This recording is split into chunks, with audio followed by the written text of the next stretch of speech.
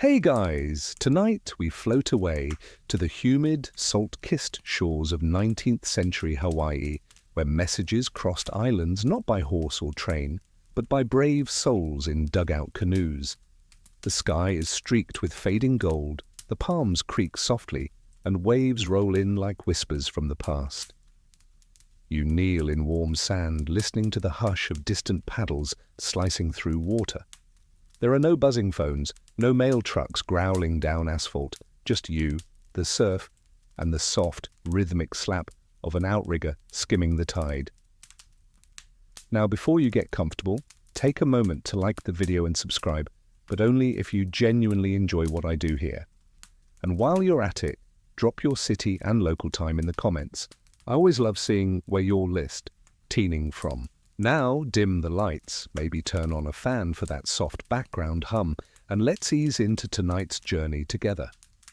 You sit at the edge of a cove, barefoot, toes buried in black volcanic sand still warm from the day's sun.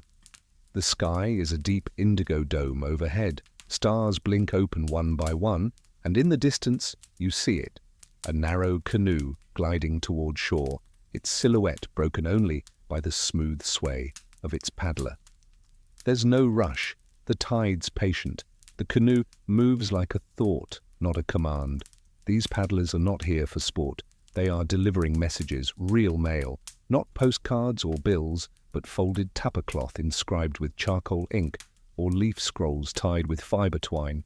You might think that sounds charming, maybe even romantic. And it is, but also just picture doing this job every day. No mailboxes, no dry socks. No chance of a coffee break unless your coconut has some secret. In the early 1800s, before the rise of formal post offices, before the Kingdom of Hawaii had anything resembling a postal department, mail delivery looked nothing like what you'd imagine. It was intimate, physical, personal. You had to know someone, you had to trust them, and you had to trust the ocean, which, as we all know, is not known for keeping secrets or schedules. There weren't paved roads connecting all the settlements across the islands. There weren't even many horses yet, and those that did exist had a hard time navigating steep cliffs, jungled slopes, and lava beds that liked to surprise travelers with the odd tumble into oblivion. So, most things moved by water. Which brings us back to the canoe. Dugout hulls carved from koa trees, long, lean outriggers lashed with braided rope. Each canoe was lightweight but sturdy, balanced for rough chop and reef skimming, and each paddler, part courier, part weather reader, part small-scale hero. You had to know when to push forward through rolling surf and when to turn back and wait out the storm behind the mangroves. And here's your first reality check. The Pacific doesn't care about your letters. If a squall rolled in, you could kiss your grandma's recipe goodbye. If you tipped, or your paddle snapped, or your canoe filled with water, that message you promised to deliver by Thursday was now fish food. And you? Well, let's just say there were no life jackets. You'd better be a strong swimmer or real close to shore. Despite the risks, it worked. Messages were passed from one village to the next, sometimes by paddlers who knew the route well. Other times, you had to pay someone, a fisherman, a neighbor's cousin, anyone with a boat and a sliver of free time. Not exactly Amazon Prime, but the system was efficient in its own way. Occasionally, mail moved overland when villages were close, but that meant trekking through thick forests, muddy hills, and unpredictable trails. In some parts of the Big Island, the volcanic terrain made even walking hazardous. Paddling, ironically, was safer, so long as you kept one eye on the horizon.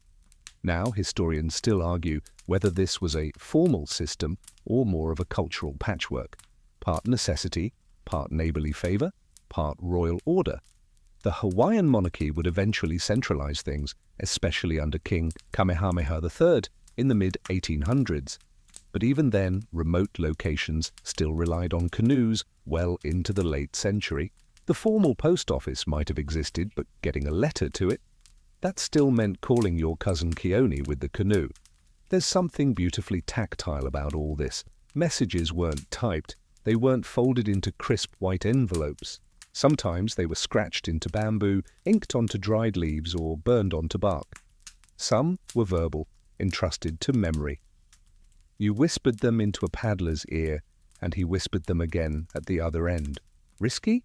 Sure. But private, human, organic in a way that's hard to explain when you've grown used to read receipts and 5G. As you sit in the twilight, you hear the canoe scraping the shore. A man steps out, dark silhouette against the moonlit tide. He's barefoot, shirtless, muscles slick with salt water, a leather pouch slung over one shoulder. He doesn't look heroic, but he is. In this tiny system, he's vital. He steps up, nods to you, reaches into the pouch, and pulls out a damp roll of tapa. You untie the fiber cord. It smells of sea salt and fermented bark. Inside, a message, a wedding announcement from the next island. It's simple, poetic, full of metaphor. And a little late. The wedding already happened last week. Still you smile. The message made it, mostly dry, mostly legible, and carried across miles of open ocean by one guy in a canoe with nothing but muscle, instinct, and a deep understanding of waves. You're still there, sitting in the cool hush of the Hawaiian twilight, your fingers brushing over the rough tapa cloth, reading and rereading that belated wedding announcement. The ocean sighs beside you, waves folding in like an old lullaby. Behind you, the paddler slips his canoe back into the water and vanishes into the dark without fanfare, just a soft splash and the faint creak of wood against water. Now you start to wonder, if this was male, what was the mailman's life like? Let's zoom in a little. Imagine waking up not to an alarm clock, but to the crow of a rooster, the thrum of distant surf, and the ever-present list of things you need to paddle across the channel. No office, no sorting centre, no trucks or bikes. Just a dugout canoe waiting for you near the beach, probably tied to a tree root, and a few hand-tied bundles to deliver, wrapped in tapa, stuffed into gourds, or tucked under your sleeping mat if the chickens got too nosy overnight. In 19th century Hawaii, the role of the canoe paddler wasn't just about brute strength or knowledge of tides. It was about trust. People handed you love letters, land deeds, royal orders, and prayers written in bone charcoal, all on the hope that you would steer past reefs and sharks and make it to the next shore without eating the message for lunch. Why not use couriers on foot, you wonder? Seems easier, right? But here's the kicker. Much of the coastline was more accessible by water than by land. Cliffs dropped straight into the sea. Inland, the terrain twisted upward into razor-edged lava fields or slippery green ridges. And don't forget the rain. Daily showers could turn paths into mudslides faster than you could say, wrong flip-flop. And here's the funny part. Horses did exist in Hawaii by the 1800s, but not all islands had the same infrastructure. Not all paths were passable. Horses didn't always take well to the rugged coastlines or the steep, narrow trails carved between taro patches and waterfalls. And even when horses could go, many families didn't own them. Canoes, on the other hand. Canoes were everywhere. They were built into the rhythm of island life. So mail paddling, oddly enough, was often the safer, faster, and more reliable option. Well, except when it wasn't. You paddle out now in your mind, arms moving gently, quietly. The canoe glides past lava rock outcroppings where seabirds scream and swoop. There's no motor, just wind and rhythm, just the feel of water curling beneath you and the long horizon ahead. Some paddlers worked under alii, Hawaiian chiefs, who commanded networks of messengers to ferry information between districts. Others worked independently, passing along mail as favors, trades, or part-time gigs. There wasn't one centralized service at first, just a flexible patchwork that flowed like water around obstacles. Quirky tidbit time. One common makeshift mailbag was a hollowed gourd, lightweight, waterproofish, and easy to lash to a canoe rib. You didn't need fancy canvas pouches. Just scoop out the seeds, stuff in the letter, cork it with a palm leaf and call it a day. And the letters themselves? Sometimes they weren't even written, they were spoken. You'd memorize a message, often a chant or formal phrasing, and deliver it word for word at the other end, if you forgot. Well, there's no recall message button in real life. You just had to get creative and hope the recipient appreciated your interpretive storytelling skills. Historians still argue whether these spoken messages counted as official mail or something more akin to oral tradition. Some say this flexibility was the strength of the system. Others think it blurred the line between gossip and governance. But either way, it worked. Messages moved, communities stayed connected, births were announced, royal decrees were obeyed, love letters found their way across the sea. And yes, not all deliveries were boring. There were spicy ones, secret ones, urgent ones. Some messengers were asked to travel at night, paddling by starlight, avoiding attention. You might get a wink and a quiet whisper that said, "Don't tell her husband I sent this," and you'd have to pretend you didn't hear it. Every now and then the paddler would get a bonus, maybe a baked breadfruit, a small cut of salted pork, or, if you were really lucky, a handmade lei with fragrant male leaves that clung to your shoulders like sleepy arms. You ease deeper into this rhythm now, as if you've done this your whole life. Your legs wrapped around the canoe for balance, arms tracing a lazy arc through moonlit water. You hear the slap of fish tails nearby. See the phosphorescent glow of plankton in your wake.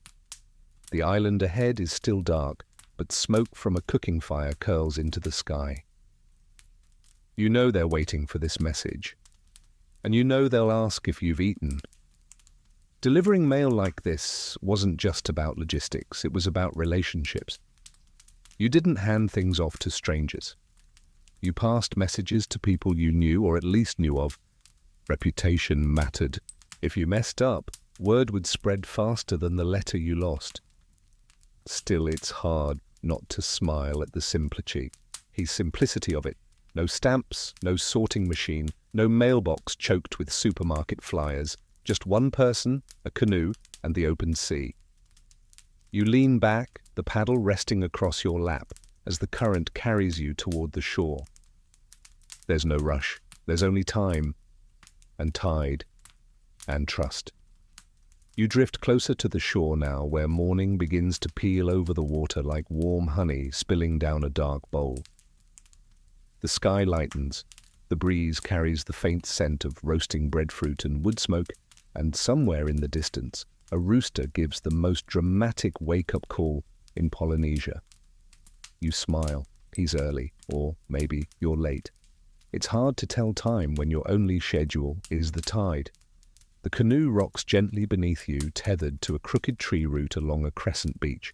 You step out, the wet sand clinging to your feet like cool clay. There's a small group gathered near a cluster of thatched houses, kids, dogs, elders, sitting on woven mats. One of them sees you and waves. He knows why you're here. You're not a visitor. You're the one who brings the words. Now comes the careful part. Finding the right recipient. No addresses, no postal codes, just faces, families, and landmarks. A boy points to an older woman weaving a mat beneath a mango tree. You approach and hand her the gourd, still damp from the sea. She opens it, fingers nimble despite age, and pulls out a rolled scrap of tree bark pressed flat like parchment. Her face brightens, then softens. A wedding invitation, you guess? Or maybe a letter from her son in the next valley. Either way, your job is done. No receipts needed. Of course, it wasn't always this peaceful. There were times when things went wrong. When waves surged too high or paddles broke mid-crossing. When messages got soaked or shredded or, in some tragic cases, gobbled by opportunistic sea turtles.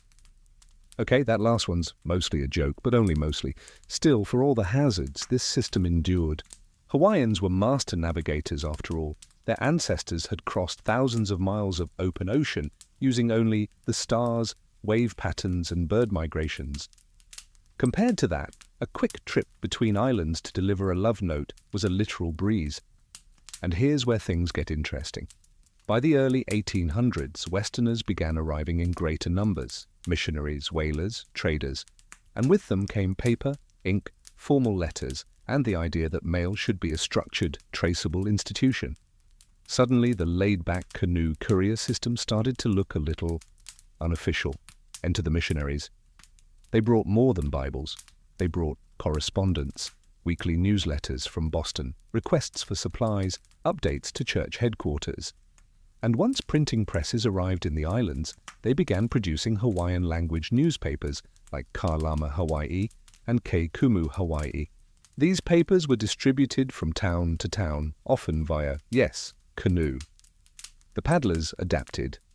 What once was a casual trade of gaud and gossip turned into a growing network of paper-carrying mariners.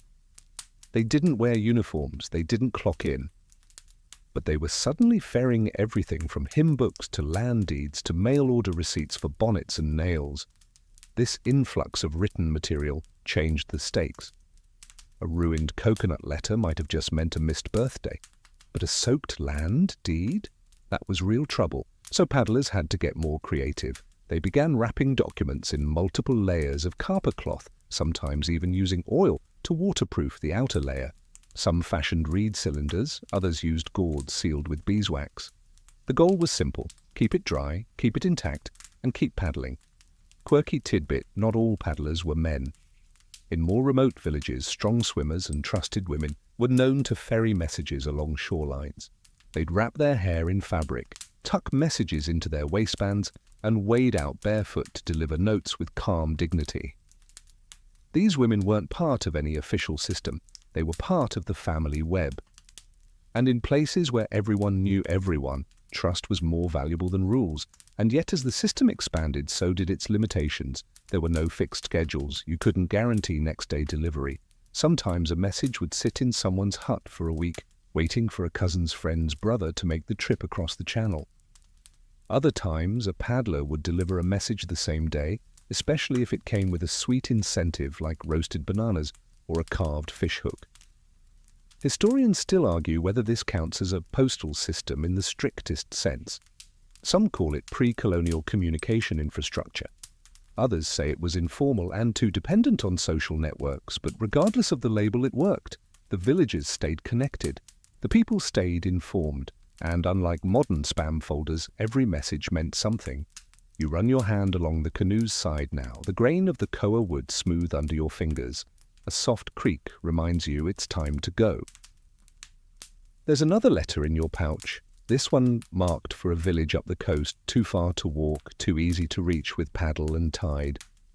You push off once more, the canoe slicing into the bay like a whisper, and behind you the beach fades, the old woman still reading under the mango tree.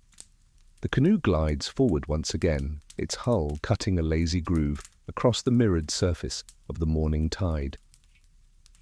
You lean into your paddle, arms moving in a rhythm that's half muscle, half memory. The breeze picks up slightly, combing your hair with salted fingers.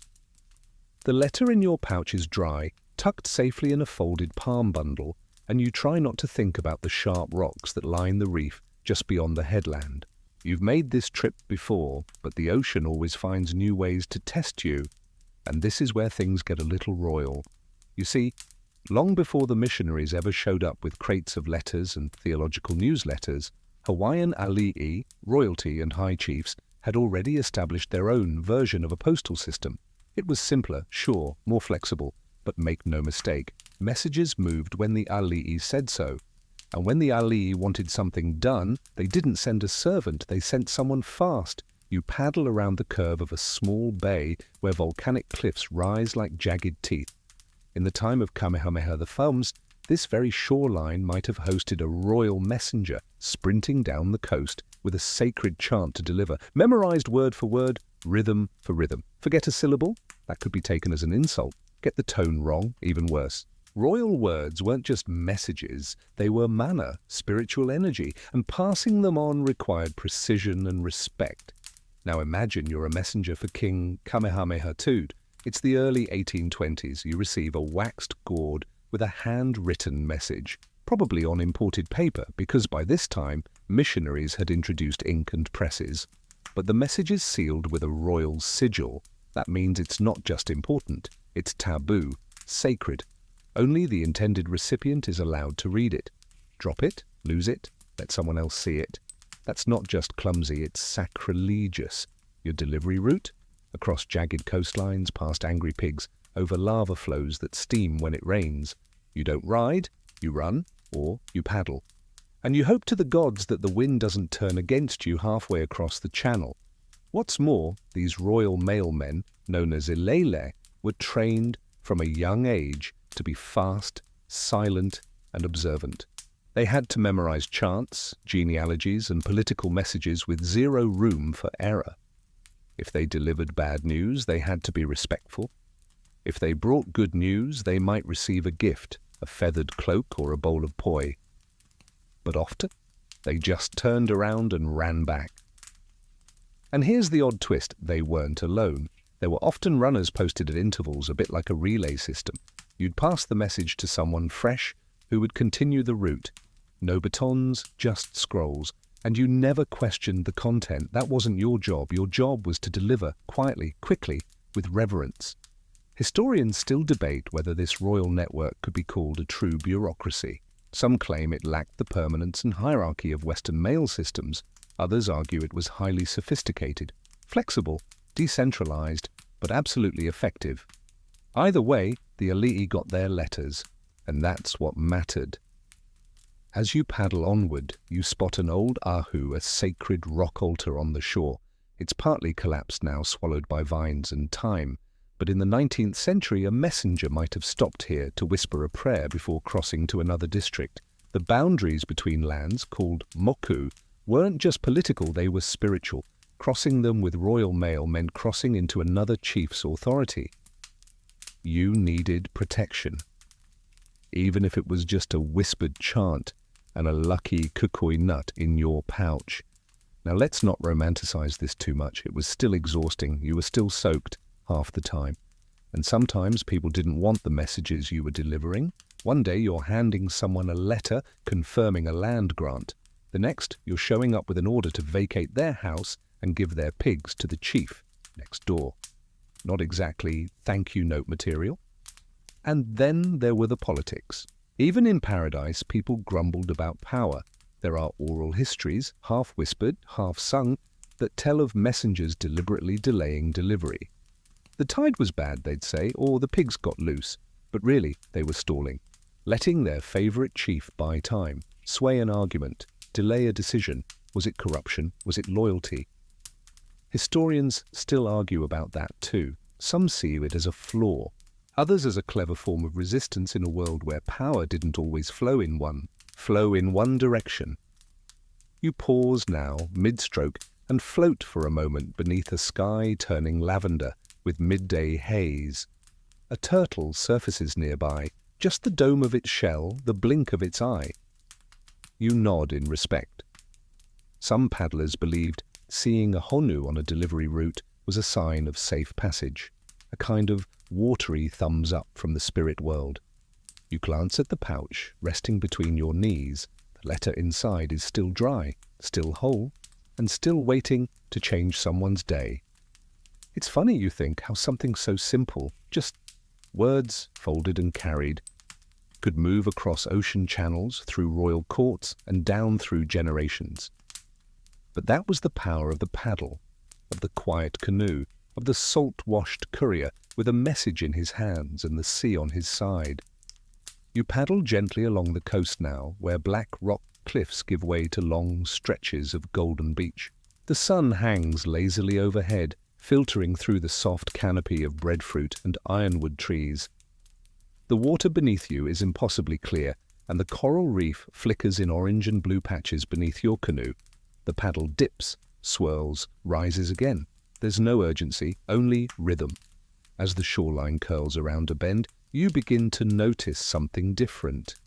Off to the left, near a small village nestled between two ridges, stands a tall, rectangular building. Simple, whitewashed, and out of place. You blink, a church, and next to it, tucked beneath a leaning palm, a curious little structure that looks like someone tried to build a beehive out of lava rock and hope. That right there? That's the beginning of a post office, kind of. It's the 1830s now, and the missionaries are in full swing. They've brought more than churches and sermons. They've brought desks and ledgers, and an entire philosophy that says, let's write this down and file it somewhere. It doesn't exactly vibe with the whole oral chant and paddle system, But you know how it goes. Someone shows up with a filing cabinet and a plan, and next thing you know, people are arguing about who gets to sort the coconuts. This little stone structure is one of the earliest known designated mail spots on the island.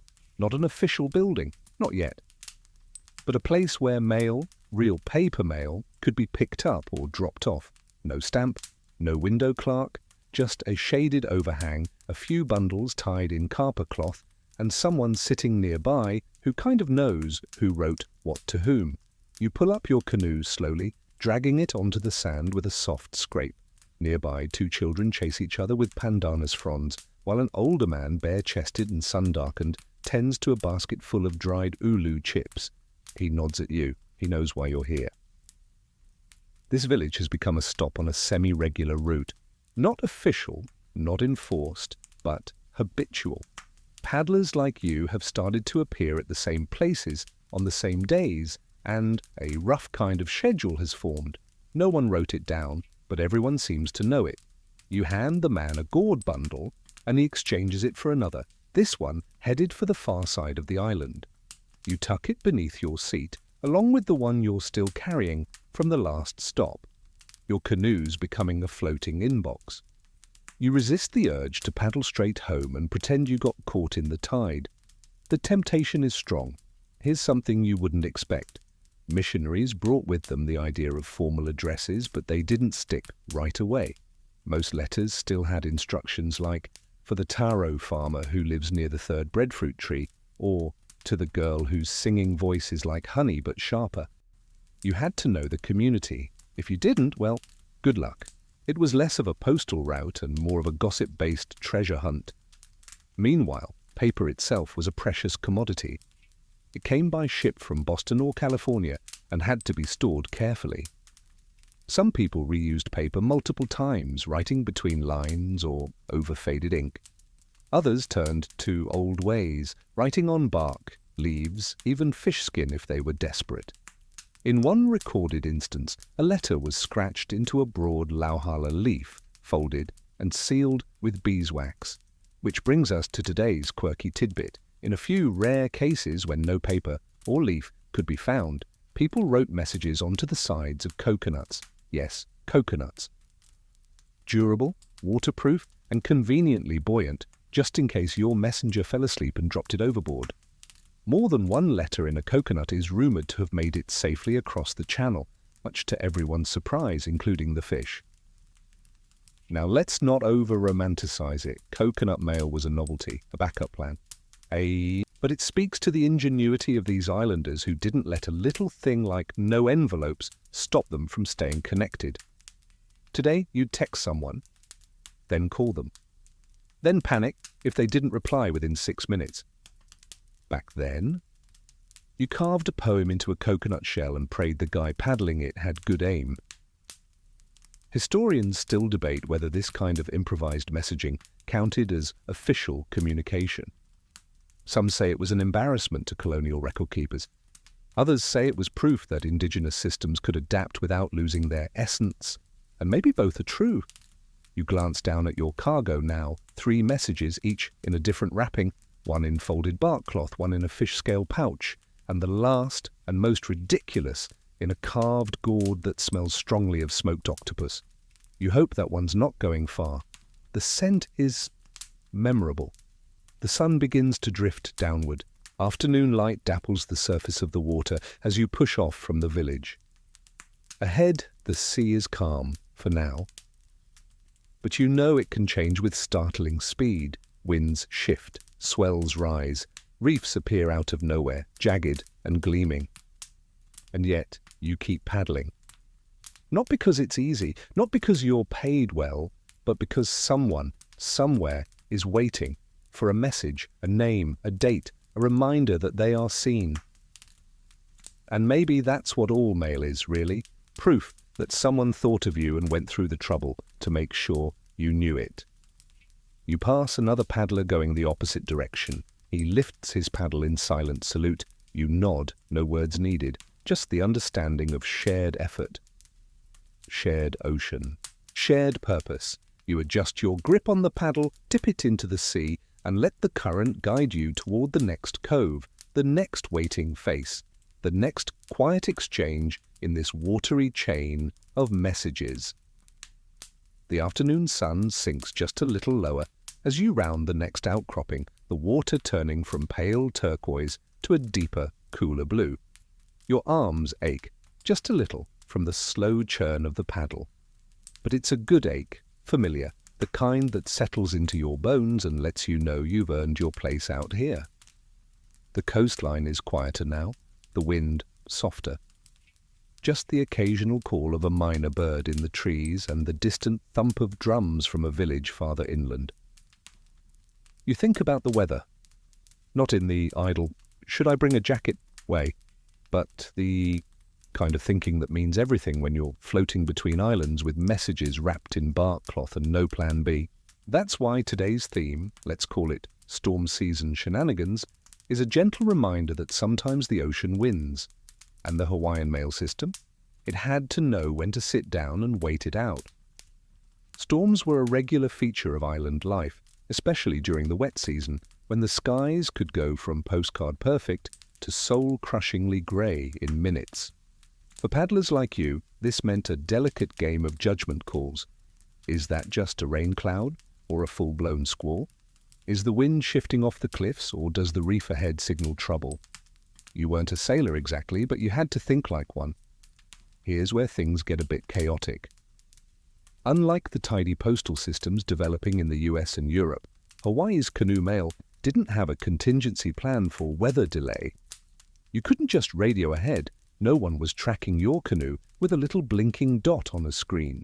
If the tide turned against you mid-route, you had two options: turn back and explain yourself, or find the nearest beach and wait. Sometimes hours, sometimes days. It's in this quiet limbo that the legends start to creep in. See, when mail went missing in storm season, explanations varied. Sure, the paddler might have gotten stuck waiting out the storm under a thatched lean-to. Or maybe he dropped the letter and it floated out to sea, where a curious octopus turned it into a chew toy. But sometimes, just sometimes, people whispered that something else intervened. Spirits. You see, Hawaiian cosmology is rich with stories of mo'o, lizard spirits, aumakua, ancestral guardian spirits, and deities that guard specific parts of the sea or land. There were places you weren't supposed to paddle past without permission, shrines tucked into rock faces that demanded an offering, trees you had to greet out loud before crossing beneath their shadow. Ignore them, and, well, maybe your canoe gets flipped, maybe your paddle vanishes, maybe you paddle all day and end up back where you started, the sea folding in on itself like a loop. Historians still argue whether these beliefs were literal or metaphorical, warnings wrapped in myth to keep people respectful of nature. But for paddlers, they were real enough. And if a mail run got delayed by bad weather, you can bet someone in the village would nod sagely and mutter, "Must have been the guardian of the headland again, should have left a coconut." And speaking of coconuts, today's quirky tidbit comes courtesy of a particularly lazy paddler from Oahu, who, according to local law, once delivered a message by attaching it to a floating coconut and tossing it into the current. Supposedly, the coconut made it to the right beach. The letter, half eaten by crabs. The paddler retired early. But let's talk about the more common tactic, waiting it out. When paddlers couldn't continue, they often took shelter in places known only to locals. Lava tubes near the beach, temporary lean-tos built from palm leaves, or even caves that doubled as fish-drying huts. These weren't inns, there were no soft beds or warm meals waiting, just a cool stone floor, the scent of brine and mildew, and the hope that no centipedes had claimed it first. You can imagine the routine. You unlash your canoe, flip it over onto dry land to keep the rain from pooling inside. You sit under it like a turtle in reverse, tapping the letter in your lap and wondering what it says, even though you'll never read it. You eat whatever you packed, probably some dried fish, a few roasted taro slices, maybe a lump of salty poi wrapped in banana leaf. You listen to the rain on the hull and try not to think about sharks or spirits or the fact that you're now behind schedule. And yet, It wasn't all bad. These pauses, these unplanned halts were also chances to slow down, to fish, to nap, to listen. Hawaiian time, as some still joke today, isn't about minutes, it's about moments. And for paddlers, the sea set the pace. If the storm said stay, then stay you did. The message would wait. The sender would understand. Eventually, when the clouds broke and the horizon cleared, you'd slide the canoe back into the water, stretch your arms and start paddling again as if nothing had happened. There's a kind of grace in that, a lack of panic. You didn't call 10 people to say, "Oh, sorry, I'm running late." You just waited, because no one blamed you for respecting the ocean. Back in your canoe now, you look toward the sky. A few clouds linger, dark and heavy like overripe fruit, but the wind is calm. You keep paddling. In the pouch beside you, the fish scale wrapped message is still dry, miraculously. You think about its journey not just over miles of sea, but through the patience of storms, the quiet of caves, and the soft, salty permission of time itself. You round the next headland just as the sun kisses the far ridge. Golden light spills across the cliffs, and a flock of birds wheels overhead in slow, silent arcs. The village is close now. Someone there is waiting, not anxiously, not impatiently, but with the deep, steady trust that the ocean will give back what it takes, that the message will arrive, eventually, and that somewhere between the storm and the silence, you were doing exactly what you were supposed to. You angle your canoe toward shore now, where the sunlight flickers through the gaps in the palm fronds like a lazy strobe, and the tide rolls in with a yawn rather than a crash. There's no pier, no dock, just sand, smooth and warm, and a narrow trail that snakes inland through breadfruit trees and tangled guava bushes. A few curious kids watch you from behind a low stone wall. One of them shouts, "Mail canoe!" and disappears, barefoot, to spread the word. You drag your vessel halfway up the shore and secure it with a loop of twisted howl fiber. The pouch is still under your arm, and though you've felt it bump your hip for miles, you haven't opened it. That's not your job. Your job is to carry it, not read it. To be the wave, not the message. The man who greets you is younger than you expect. Late 20s, maybe. Tattooed hands, eyes like polished koa wood. He thanks you softly and unties the message. You recognize the wrapping. It's bark cloth from the other side of the island, patterned with the dark red dye made from uki roots. This is family news, maybe news of a birth or a long-delayed apology. Either way, he smiles, says nothing, nods once, that's enough. And as you turn to leave, he gestures to a small pile of wrapped bundles beneath a woven mat. You know the drill. More mail, more destinations. But you pause. You sit. He offers you a gourd of cool awa, bitter, calming. Your arms rest. The paddle leans against a tree. For a moment, the world is still. And then you notice something at the edge of the trail.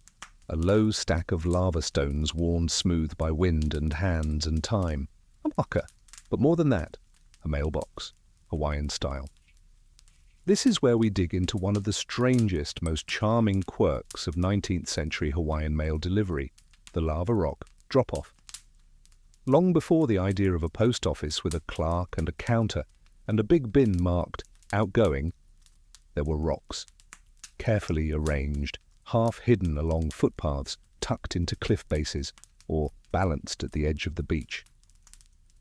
They weren't marked, they didn't come with instructions, but everyone knew.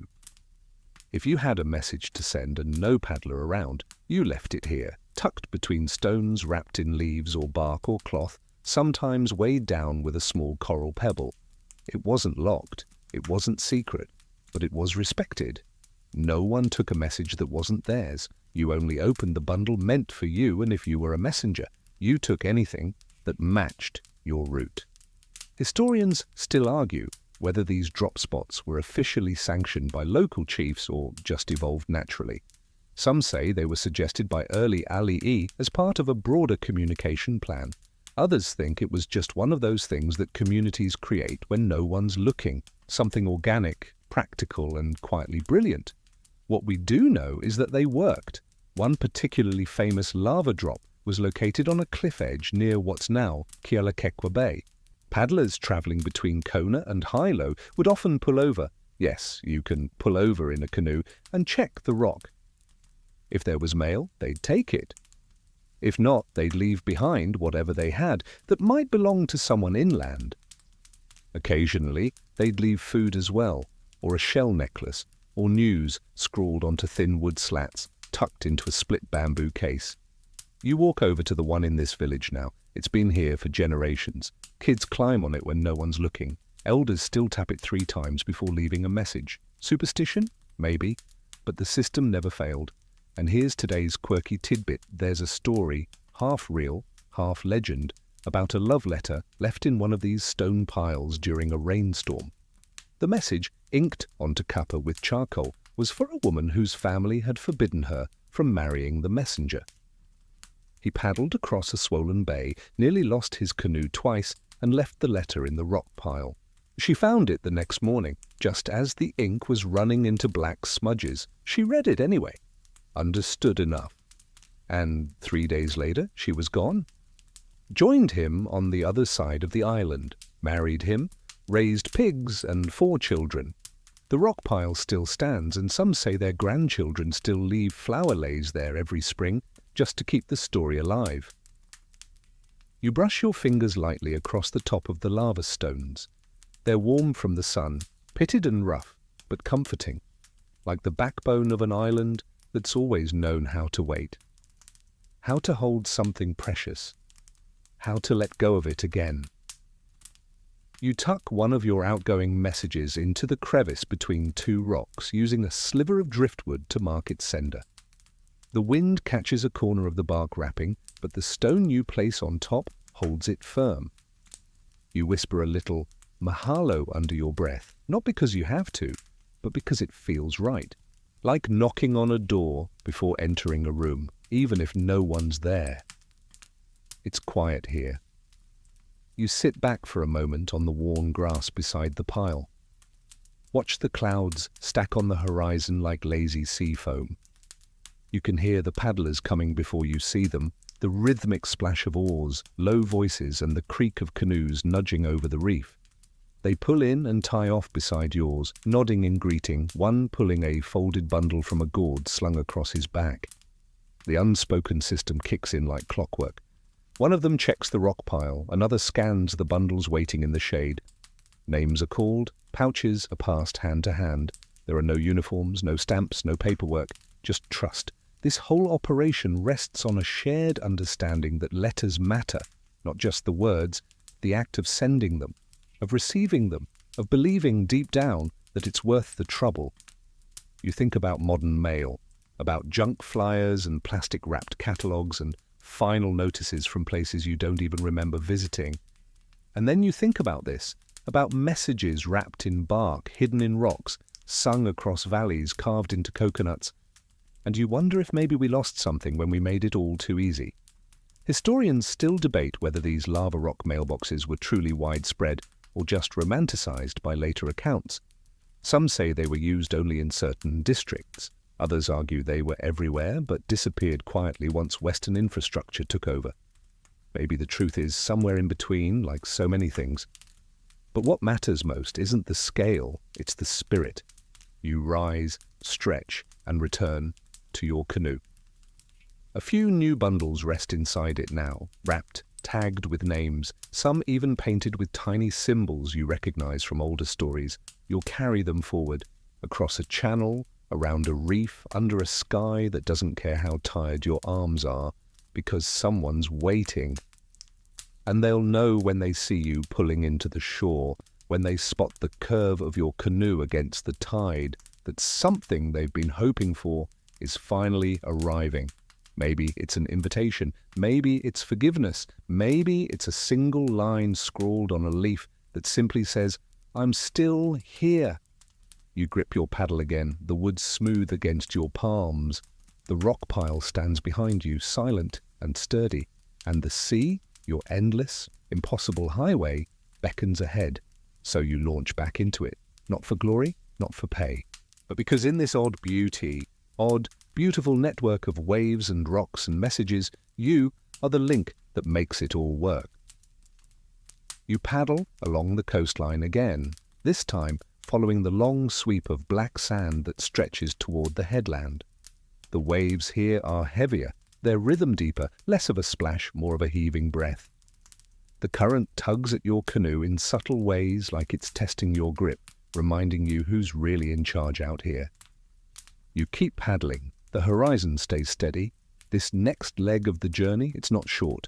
You'll be hopping between islands. Molokai is out there somewhere, low and green and shy. Lanai, too, if the skies stay clear. In your pouch, 3 bundles, one tied with dyed cord made from hibiscus bark, another wrapped in palm leaf scrolls, and the last is the reason you double-checked your canoe this morning. It's heavy, sealed with wax, and smells suspiciously like fish. Welcome to island-hopping mail duty. In modern times, this is where you'd call up a ferry, book a quick inter-island flight, or have a delivery drone drop your message somewhere near the correct zip code. But in 19th century Hawaii, there was just you, your canoe, and the small hope that the wind would behave itself. Crossing from one island to another by canoe wasn't just a casual paddle, it was a test of stamina, of navigation, of nerve. You're out there, hours from shore, the water below you so deep it turns navy. Nothing but swell and silence and the steady ache in your arms. The only signs of life are flying fish that skip alongside you, mocking your progress, and the occasional seabird circling high above, waiting for you to capsize so it can judge you in peace. And the thing about channels in Hawaii, especially the Alenuihaha Channel between Maui and the Big Island, is that they have moods. Some days calm and glassy. Other days they churn like they've got unfinished business with your ancestors. You brace against a crosswind now, adjusting the outrigger with your foot. The canoe tilts, then levels. You're used to this, you've done it before, but every time you cross open water, there's that little thrill in your chest, the one that says you might not make it, not because you're clumsy, but because nature doesn't negotiate. You remember a story passed down by another paddler, a courier who was halfway between Molokai and Maui when a sudden squall hit. The rain came sideways, waves crashed over his canoe. He wrapped the messages in kapa and stuffed them inside a hollowed calabash, tied it to the outrigger, and dove off the canoe. He swam alongside it, using the hull as a kind of shield, eyes barely above the surface. When he reached shore hours later, he was sunburned, dehydrated, and covered in jellyfish stings. The letters? Still dry. Historians still argue whether this story is true or a kind of heroic exaggeration, the way all couriers like to puff up their tails after a long trip. But either way, it made the rounds. People repeated it. And when someone asked, "Can you deliver this safely?" they'd joke, "Unless there are jellyfish." You chuckle quietly to yourself as your paddle dips and rises. The sky is bright, and the channel today is merciful. But it's long. It always is. Sometimes mail delivery between islands wasn't done by one paddler alone. There were relay systems, handoffs at coastal points, or overnight stops at beach villages. You might paddle the morning shift, hand the bundle to another canoe, and let them finish the route, like an oceanic game of pass the parcel, with far fewer snacks and way more sharks. Ah, yes, the sharks. Every paddler has a shark story. Most of them are exaggerated, of course. Sharks in Hawaiian waters are usually more curious than aggressive, but still. When you're alone in deep blue water and you feel something bump the canoe, your imagination does not lean toward playful dolphin. Quirky tidbit time. Some messengers would tuck a charm, a small shark tooth or a fish hook carved from bone, into their paddling pouch for protection, not as a weapon, but as a sign, a kind of underwater "I come in peace." There are even chants meant to placate Mano, the shark gods, and it wasn't uncommon for messengers to whisper them as they paddled.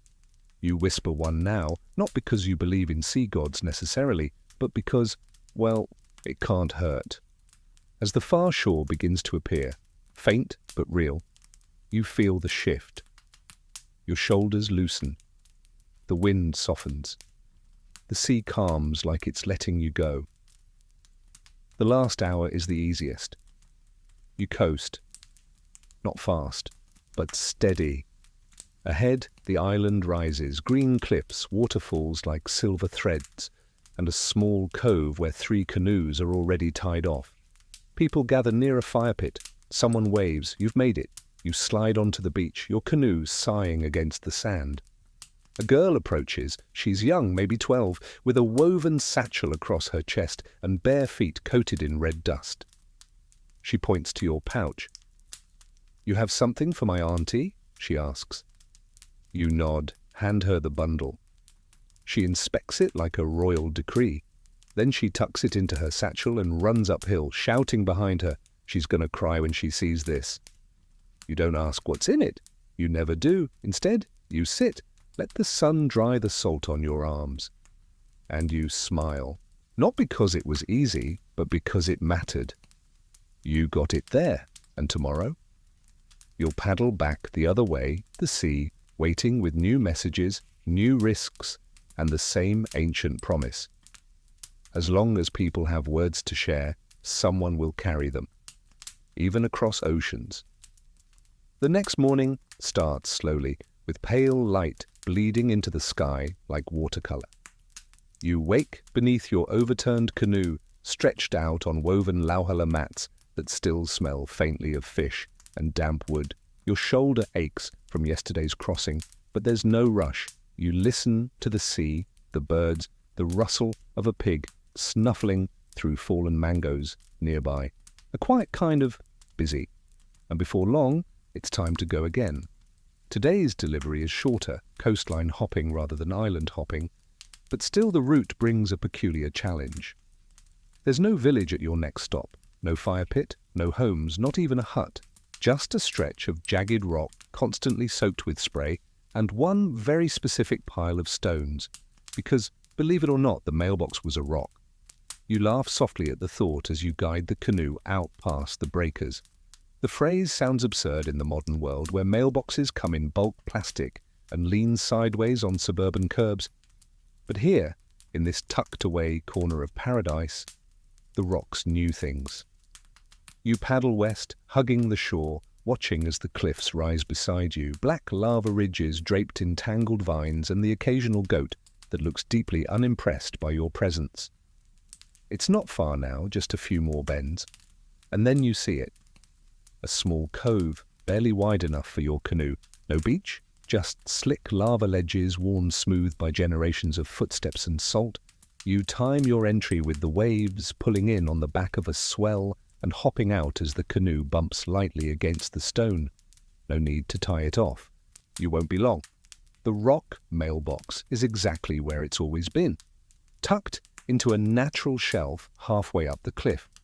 It's really more of a cavity in the rock, carefully shaped over time. 3 stones mark it, one flat slab on the bottom, one upright in back, and one laid gently across the top like a lid. Looks like a miniature tomb, but everyone in this part of the island knows what it really is. It's where you leave letters, and it's where you pick them up. There's a kind of ritual to it. You tap the top rock 3 times, gently. Not because it does anything, well, maybe it does, but because it's what you were taught. Then you lift the lid and peek inside. Today, it's full. 3 bundles, each carefully wrapped. One smells like dried fish. One is bound with string made from twisted coconut fiber. The last is sealed with a wax plug and marked with a small painted hibiscus flower, bright red against the brown bark wrapping. You tuck all 3 into your pouch. Then you leave your own, a folded note tied with a sliver of banana leaf tucked deep into the cavity. You replace the lid, tap it again, step back. You'd be amazed how well this worked. In places where there were no villages, no roads, and no daily foot traffic, these stone mailboxes became hubs, not for casual conversation or town gossip, but for the quiet, necessary communications of a community stretched across lava and ocean. Letters of instruction, notes of warning, messages that simply said safe, or ready, or go now. And everyone respected them. No one tampered. No one took more than they should. If you didn't know the system, you'd walk right past, maybe stop to admire the view, maybe think it was just a funny rock. But if you did know, you'd see a whole network hiding in plain sight. Historians still argue whether this practice was widespread or a localized invention. Some scholars insist there are only a few confirmed sites. Others point to oral histories that suggest every district had a favorite drop point, a certain tree, a certain boulder, a cave behind a waterfall. None of it was written down, of course. It didn't have to be.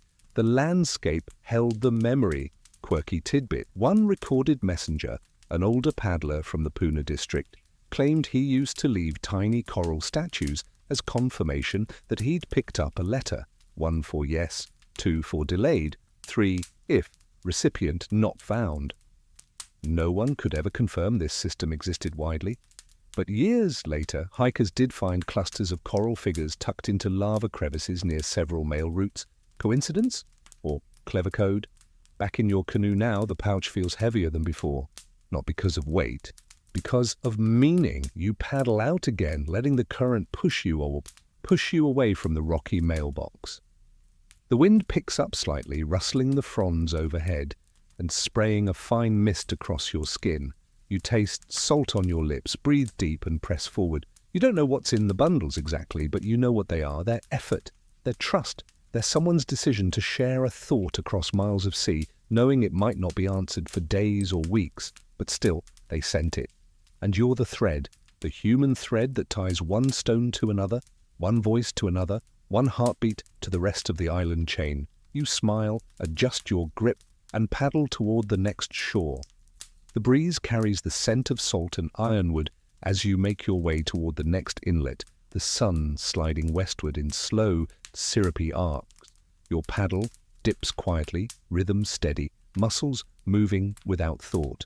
The ocean here is calmer, shallower too, where the reef rises like an ancient map below you, etched in coral and shifting sand. You squint toward shore. There's no village this time. No cluster of thatched roofs or kids with driftwood swords waiting to see what the sea has brought. Just a stretch of beach, scattered with coconut husks, where your instructions are clear.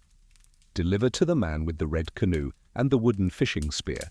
You spot him before you land, barefoot, wide-shouldered, standing knee-deep in the surf. His canoe sits just behind him, half buried in sand, the wood pale from sun and salt. He doesn't wave, but he watches you closely as you approach, as if deciding whether you're the right messenger or just another paddler drifting by with nowhere to be. You land softly. Step out. The sand sinks beneath your heels. The man nods.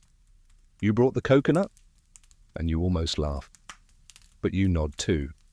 Because yes, today's delivery isn't bark cloth or paper or even a fish skin pouch. It's a coconut. Not for eating, not for drinking, but for reading.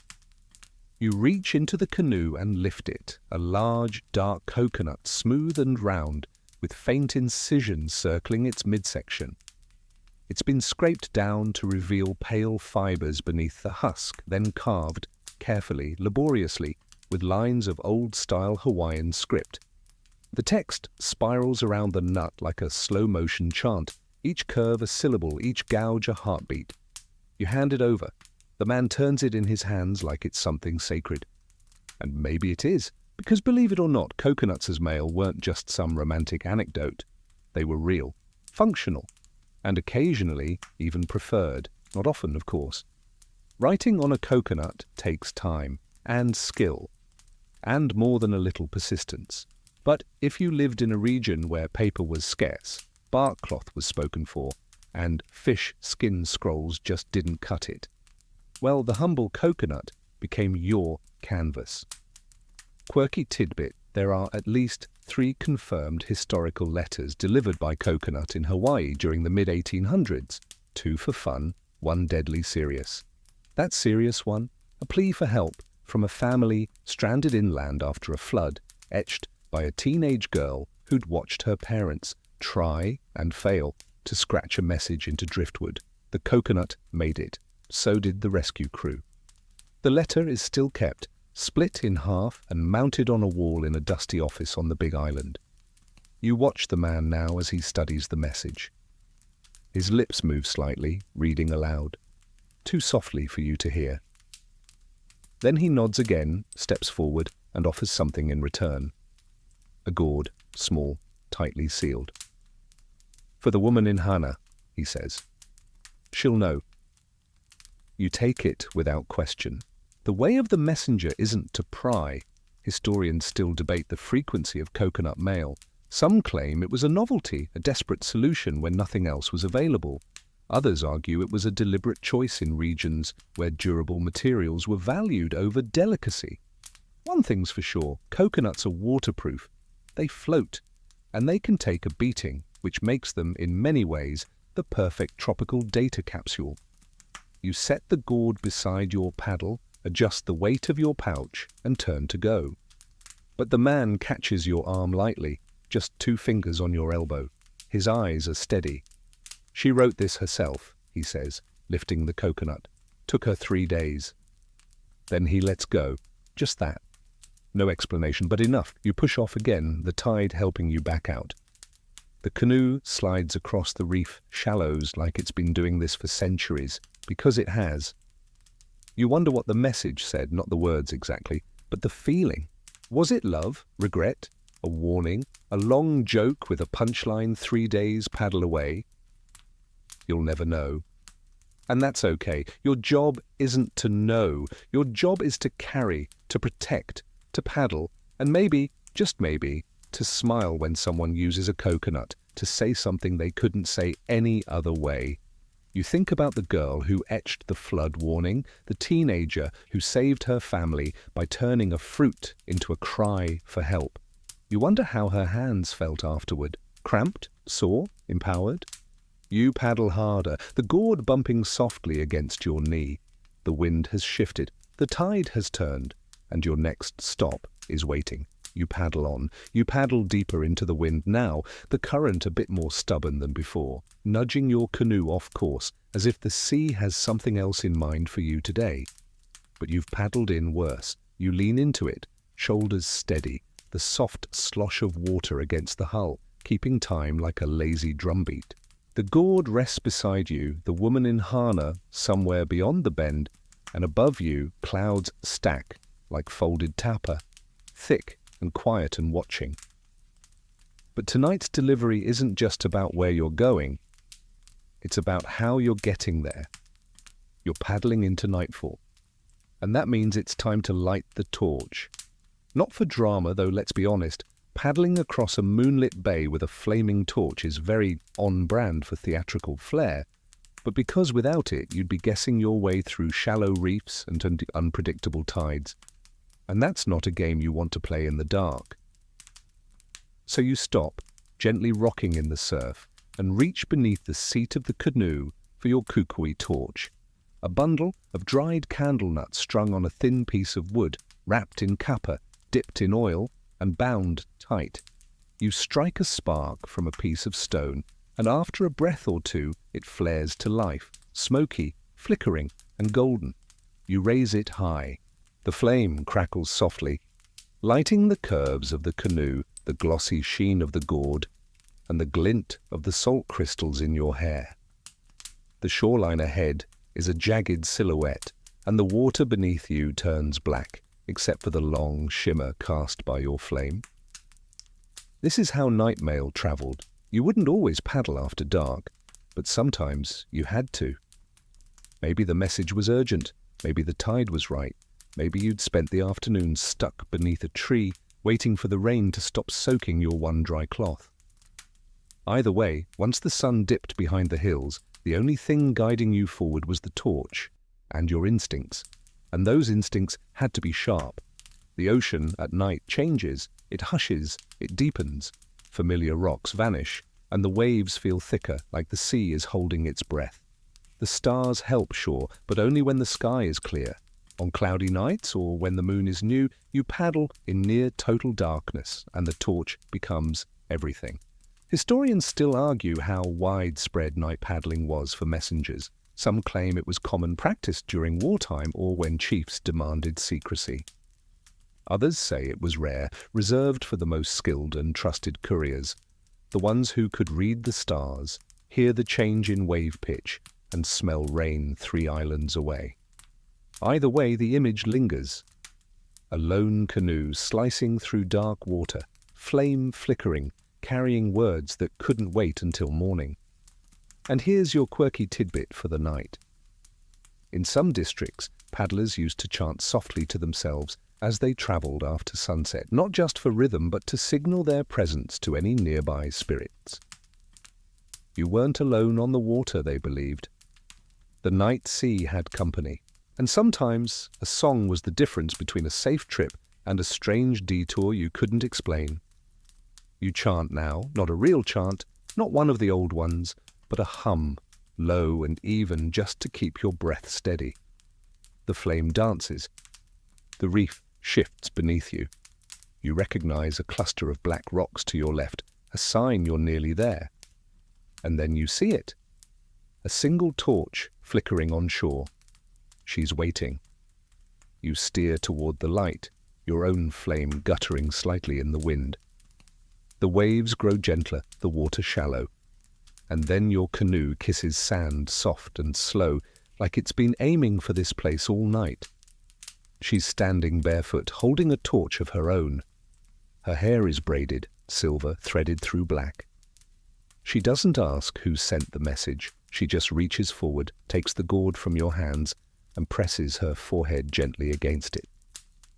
A long moment, then she turns and walks away, her own flame guiding her down a narrow path that disappears into the trees. You sit for a while. The wind rustles the pandanus leaves above, the sea murmurs, and your torch burns lower. You don't need thanks, you don't need to know what was inside. What matters is that it arrived, not crushed, not lost, not delayed by reef or rain or reef spirits with nothing better to do. It got here, and so did you. You rest your paddle across your knees, let the tide nudge your canoe sideways, and watch as the flame gutters once, twice, and finally goes out. But you don't feel lost, because even in darkness you know your way home. The torch is out, but the sky is brighter now, silvered with stars, the kind of night so clear it feels like the constellations are leaning closer just to eavesdrop. You lie. Rop. You lie back for a moment in the canoe, arms draped across the hull, paddle resting across your chest. The waves are soft here, nudging the vessel like a cradle, and the only sound is the occasional plunk of a fish jumping in the dark. You'll sleep soon, but not yet, because you've got one more stop tonight and nowhere to stay in between. No inn, no mat waiting in a warm hail, just the open coast ahead and the promise of shelter somewhere halfway there. You paddle quietly now, not fast, just enough to keep momentum. The stars wheel overhead and the breeze picks up that familiar briny edge, the scent of tide pools, of fish drying on racks somewhere inland, of old lava still breathing heat after sunset. After about an hour, the headland appears. You know this place. You've stayed here before. Sleeping in caves, not inns. The land here is steep. Lava flows hardened into cliffs that tumble directly into the sea. There's no proper landing spot, but you know the trick. Guide your canoe between 2 fingers of rock, then hop out into thigh-deep surf, dragging the hull up onto a narrow platform just above the waterline. Your feet touch bottom, smooth stone, slick with moss. You drag the canoe carefully, laying it on its side, tucking the paddle beneath it. And then you climb. Not far, just enough to reach the opening in the cliffside. A small cave, wide enough for 2 people if they don't mind elbows, with a ceiling just high enough to sit upright. You duck inside and the world narrows. The smell hits first. Earth, salt, old smoke from a fire long gone cold. Someone's left a coil of dried thai leaves in the corner. A pillow of sorts. You settle onto the packed earth, back against stone, knees folded. It's not luxury, but it's home for a night. This was the reality for many 19th century Hawaiian messengers, There weren't roadside inns or safe houses neatly spaced across routes. No lanterns flickering in windows, no cozy featherbeds and steaming bowls of stew. There were caves, ledges, makeshift lean-tos, spots known only to locals, shared by word of mouth, passed down from paddler to paddler. Some of them were natural, others were shaped, just a little, by use. Scrape away the loose stone, stack some lava rocks to block the wind, hang a net across the entrance to keep out curious animals. That was it.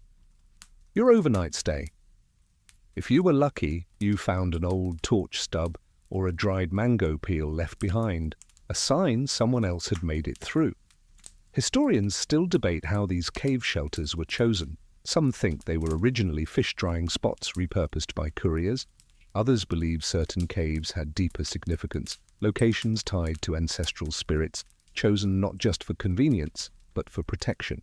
Either way, they became part of the unspoken network that made the whole system work. You lean your head back now, letting it rest against the cool wall. The stars are visible through a narrow gap in the cave's mouth. Outside, the sea whispers. You think of all the other paddlers who must have stayed here, centuries worth of messengers, warriors, fishermen and travelers, all sleeping on the same stone, all listening to the same surf. It's humbling, and yet it also makes you feel connected. Because even though you paddle alone, you're part of something larger, a chain of human effort stretching back into time. One message, one journey, one night at a time. You unwrap the last bit of dried taro from your pouch, chew slowly, then sip from the gourd of fresh water tucked near your feet. It's not much, but it fills you. Enough for tonight. And now, the quirky tidbit you've been waiting for, there's one cave on Kauai tucked into a coastal cliff, so steep you can only reach it by rope or during the lowest tides, where paddlers reportedly used to leave not just letters, but jokes. Yes, jokes. Carved into driftwood, inked onto shells, whispered to the cave walls before sleeping. A kind of ritual, they said. Make the cave laugh, and it would keep you safe till morning. Nobody knows exactly what the jokes were. They're lost now, but a few scattered remnants remain. A smoothed stone with a face scratched into it. A coconut with a single word carved into the side. Poa, pig, a punchline without a setup.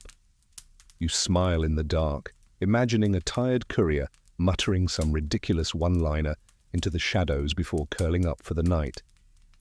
Maybe you should do the same. You clear your throat. What did the sea say to the canoe? Silence. Nothing. It just waved. A pause. Then the wind rushes softly through the cave's mouth like a very, very unimpressed laugh.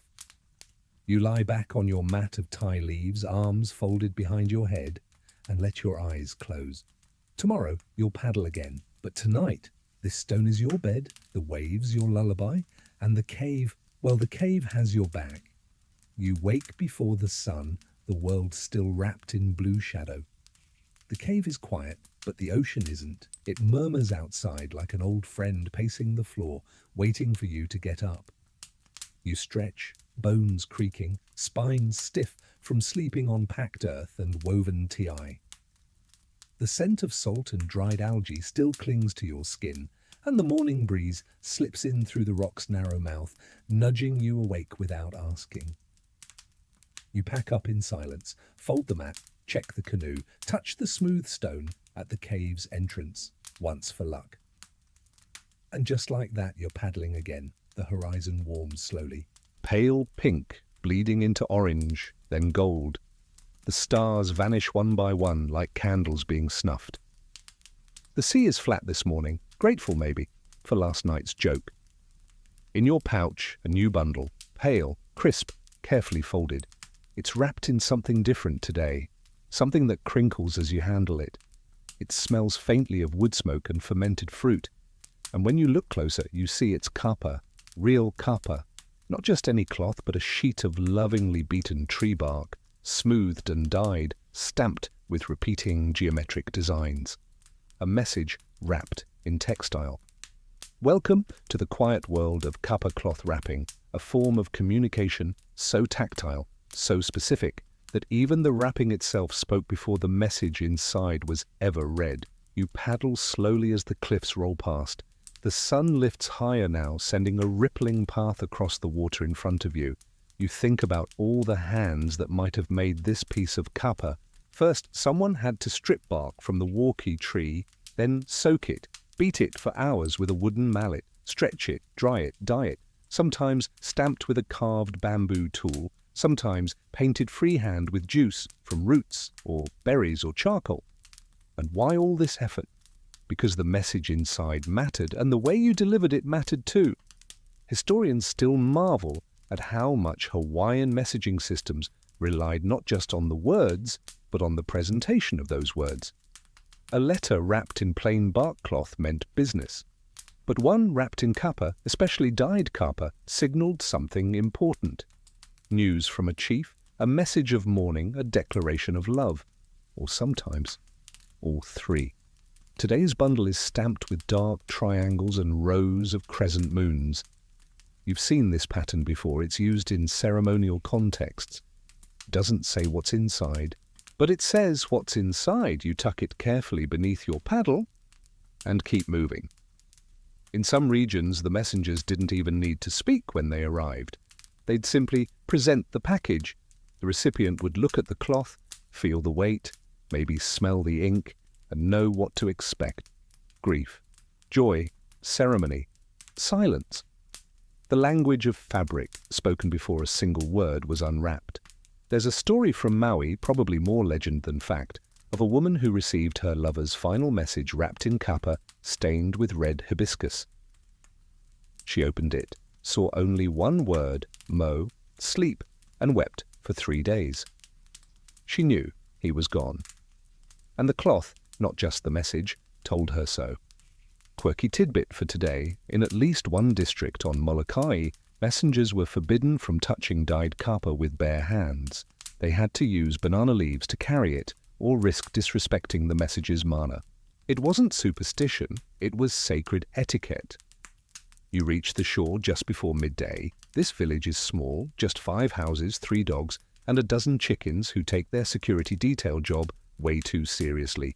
One lunges at your canoe before you've even landed, beady-eyed and flapping like he's got feathers to prove. You swat the air near him with your paddle, not unkindly, and mutter something about how chickens were definitely not the guardians ancient Hawaiians had in mind. A woman greets you on the shore. Her hair is braided, her arms streaked with dye. She sees the kapa in your hands and goes very still. You hand it over. She doesn't unwrap it, just cradles it gently against her chest like it's breathing. A slow nod, then she turns away. You sit on a nearby log, watching the chickens parade past like royalty. No words. No thanks.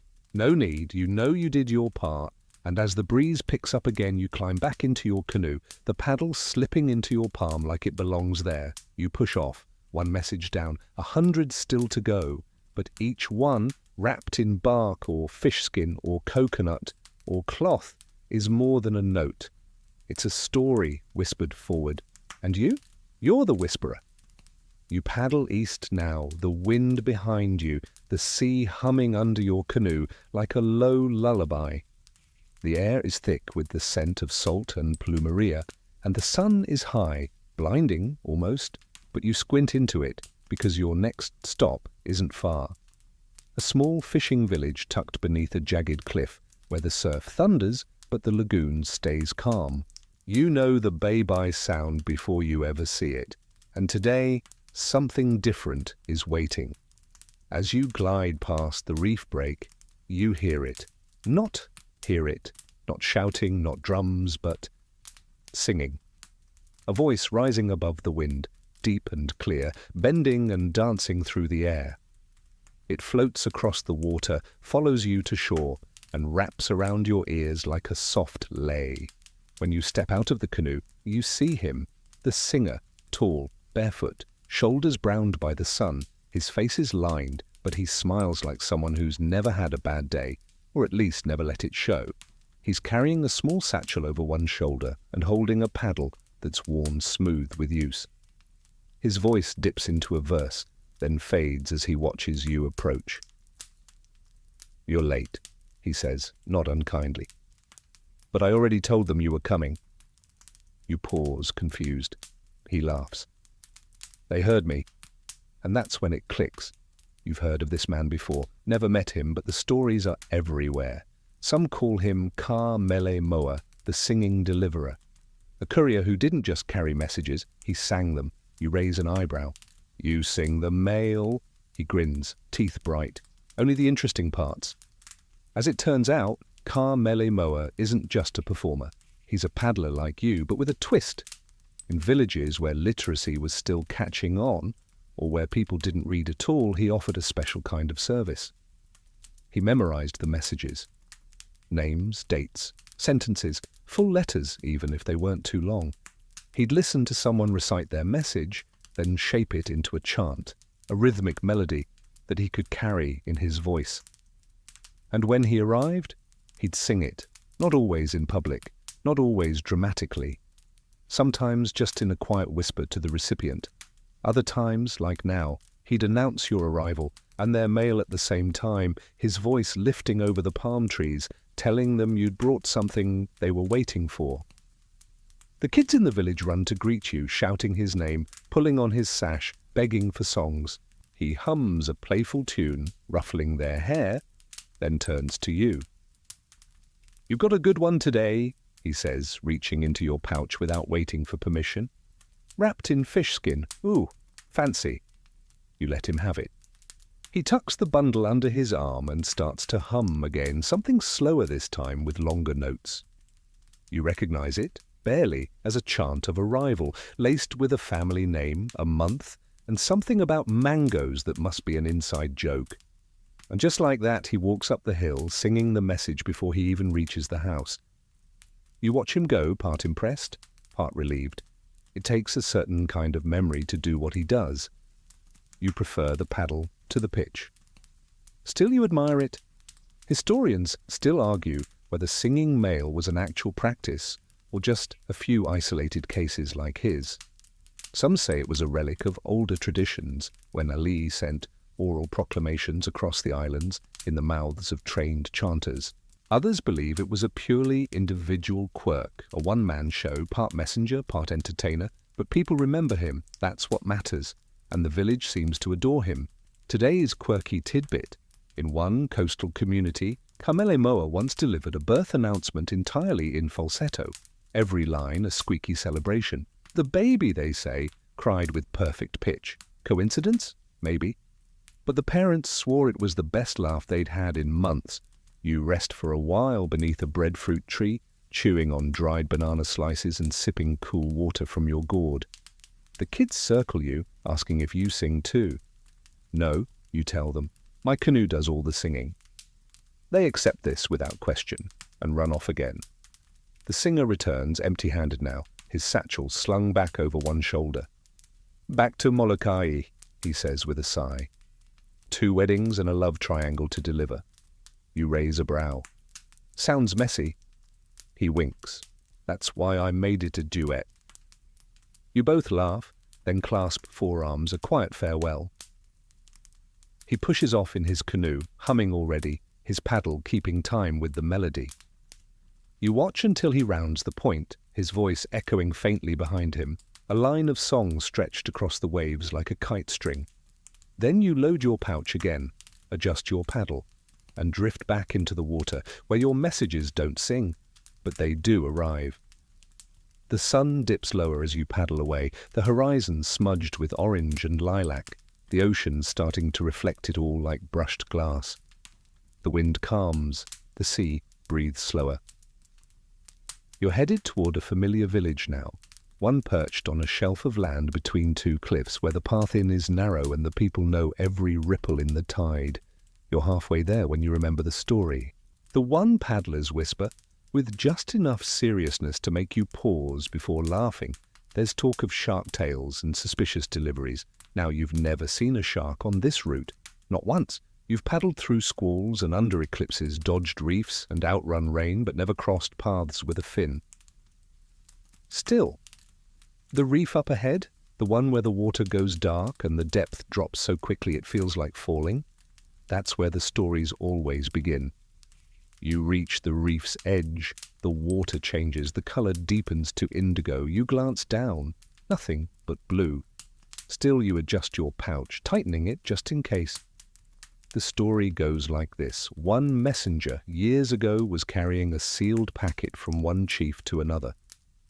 Not unusual, but something about it felt off.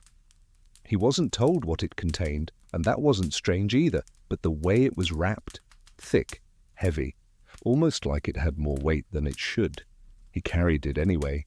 But as he passed this reef, his canoe jolted, just a little, like something nudged it from below. He looked down, saw nothing. Then it happened again, not hard, not violent, just a nudge. As if something large was inspecting the hull. He made it to shore, delivered the packet, said nothing. Later that week, the recipient was dead, poisoned. And the messenger, he never paddled again. Now historians scoff at this one.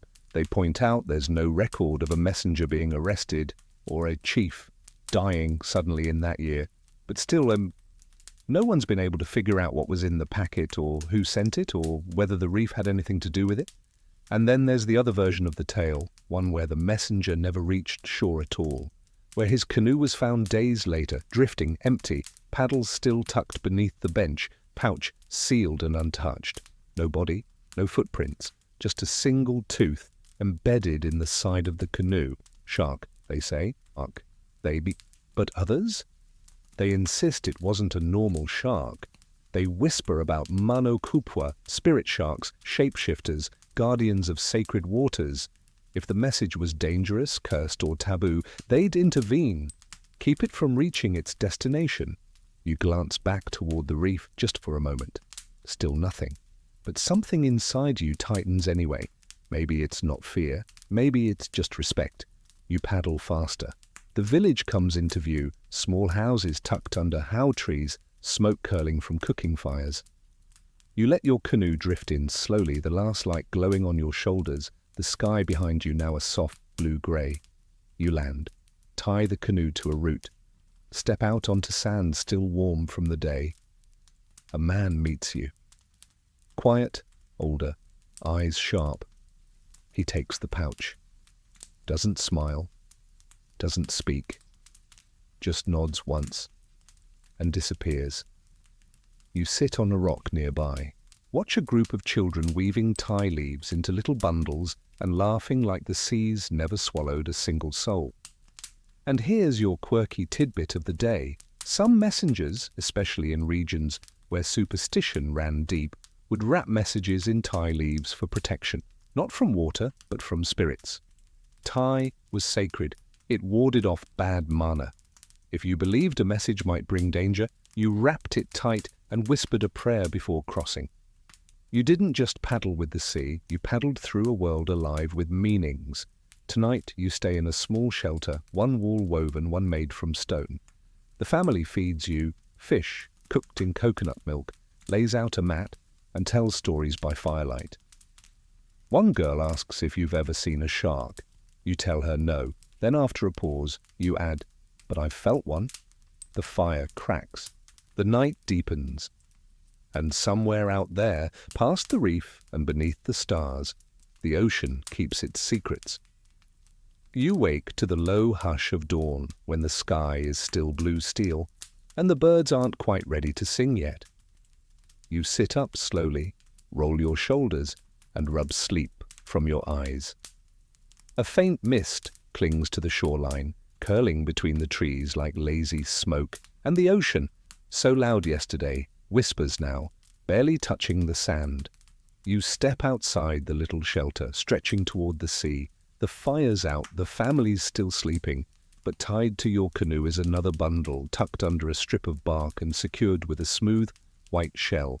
No note, just the package, and the expectation that you'll carry it. You will, you always do.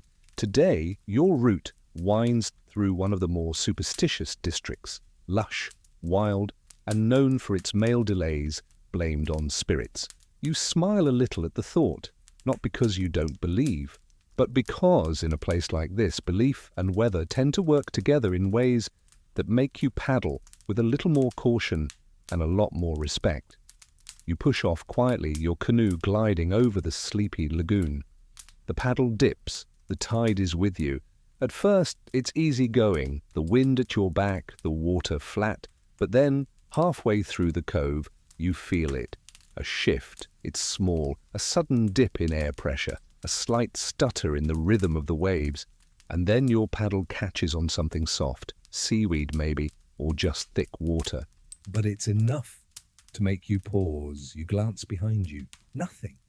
But the shore looks farther than it should. Did you drift off course? You paddle again, harder this time. The canoe resists as if you're moving through molasses. The air thickens, no birds, no breeze.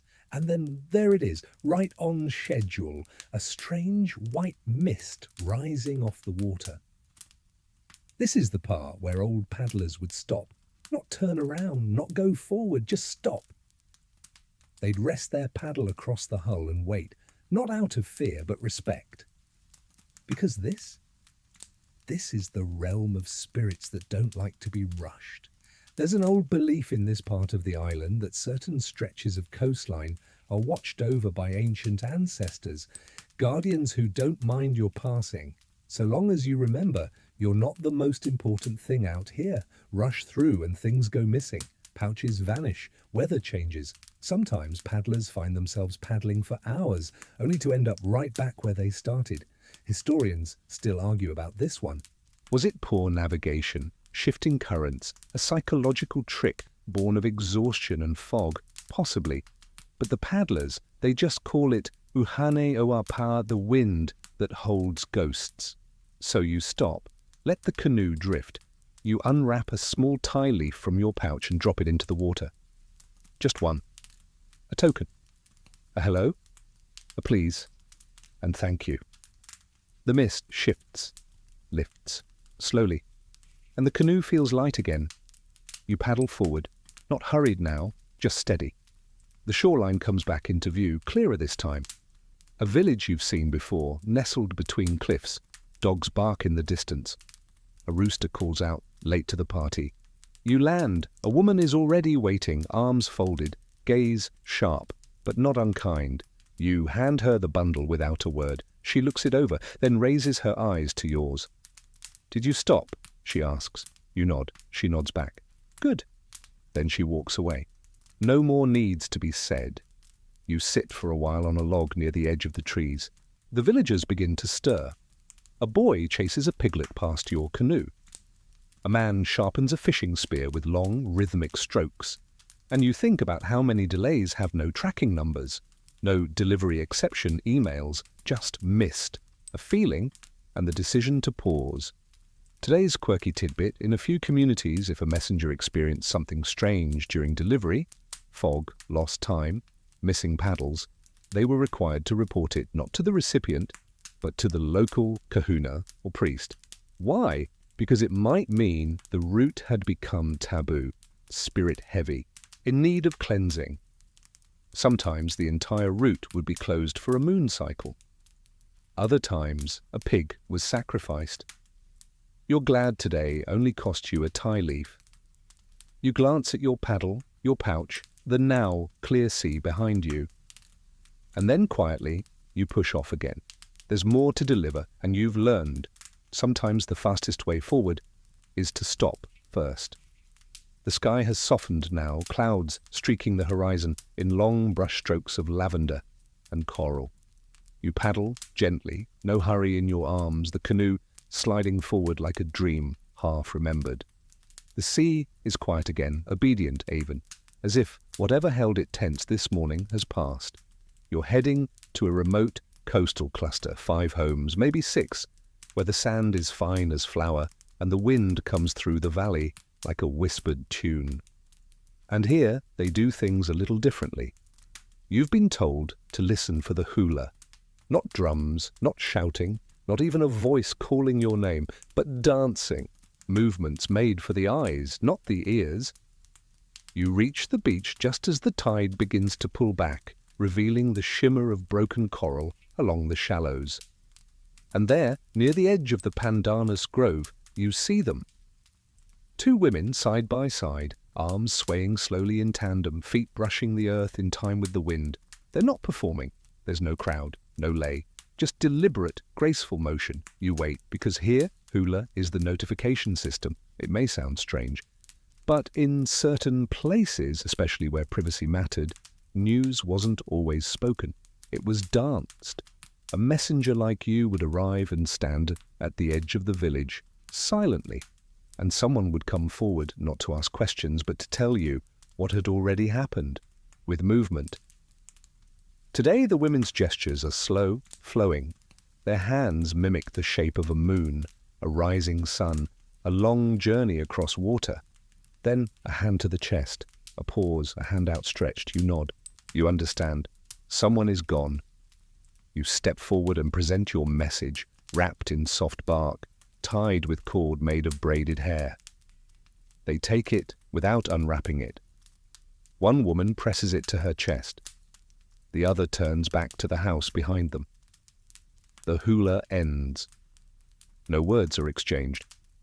Historians still debate this practice, whether hula was ever formally used as mail, or whether it was simply a cultural way of framing difficult news.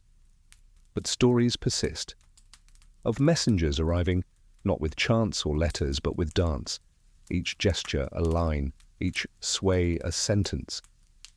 There's one tale from the southern coast of Hawaii Island about a man who delivered his entire message through hula. He had no written letter, no voice left from chanting, only his movement. And the recipient, a high chief's widow, understood every word. They say she wept before he ever stopped moving. Quirky tidbit of the day: some messengers practiced shadow hula, dancing only in silhouette, with their backs to the recipient. This was considered respectful when delivering bad news, especially deaths. It let the watcher grieve without being watched. You sit now on the edge of the beach, letting the wind cool your face. Behind you, the village returns to its quiet rhythm. A man tends to a canoe. A child draws spirals in the sand with a stick. There is no loud announcement, no bell rung, no name shouted. But everyone knows someone was remembered today, and someone else was sent home. You think about how many ways humans have tried to share news, not just across miles, but across hearts. Sometimes it's a carved word on bark. Sometimes a song. Sometimes a coconut. And sometimes it's the silent arc of a hand across the chest, a movement so soft and full of meaning it carries more weight than any ink ever could. You feel the pouch at your side shift gently as the tide touches your canoe. Time to go. The sea awaits, so you bow just a little to the women still standing near the pandanus. They nod in return, and you push off once more, arms steady, the canoe slicing forward with quiet purpose. Tonight, someone else will be waiting, and maybe, just maybe, they'll be dancing too. The sun is high now, hanging like a golden drum over the ocean's skin, and your canoe casts a crisp shadow on the reef below as you paddle.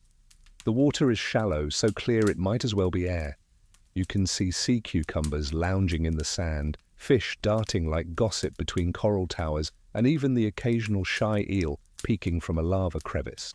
The world below you is busy, humming with life. Above, it's a little less graceful.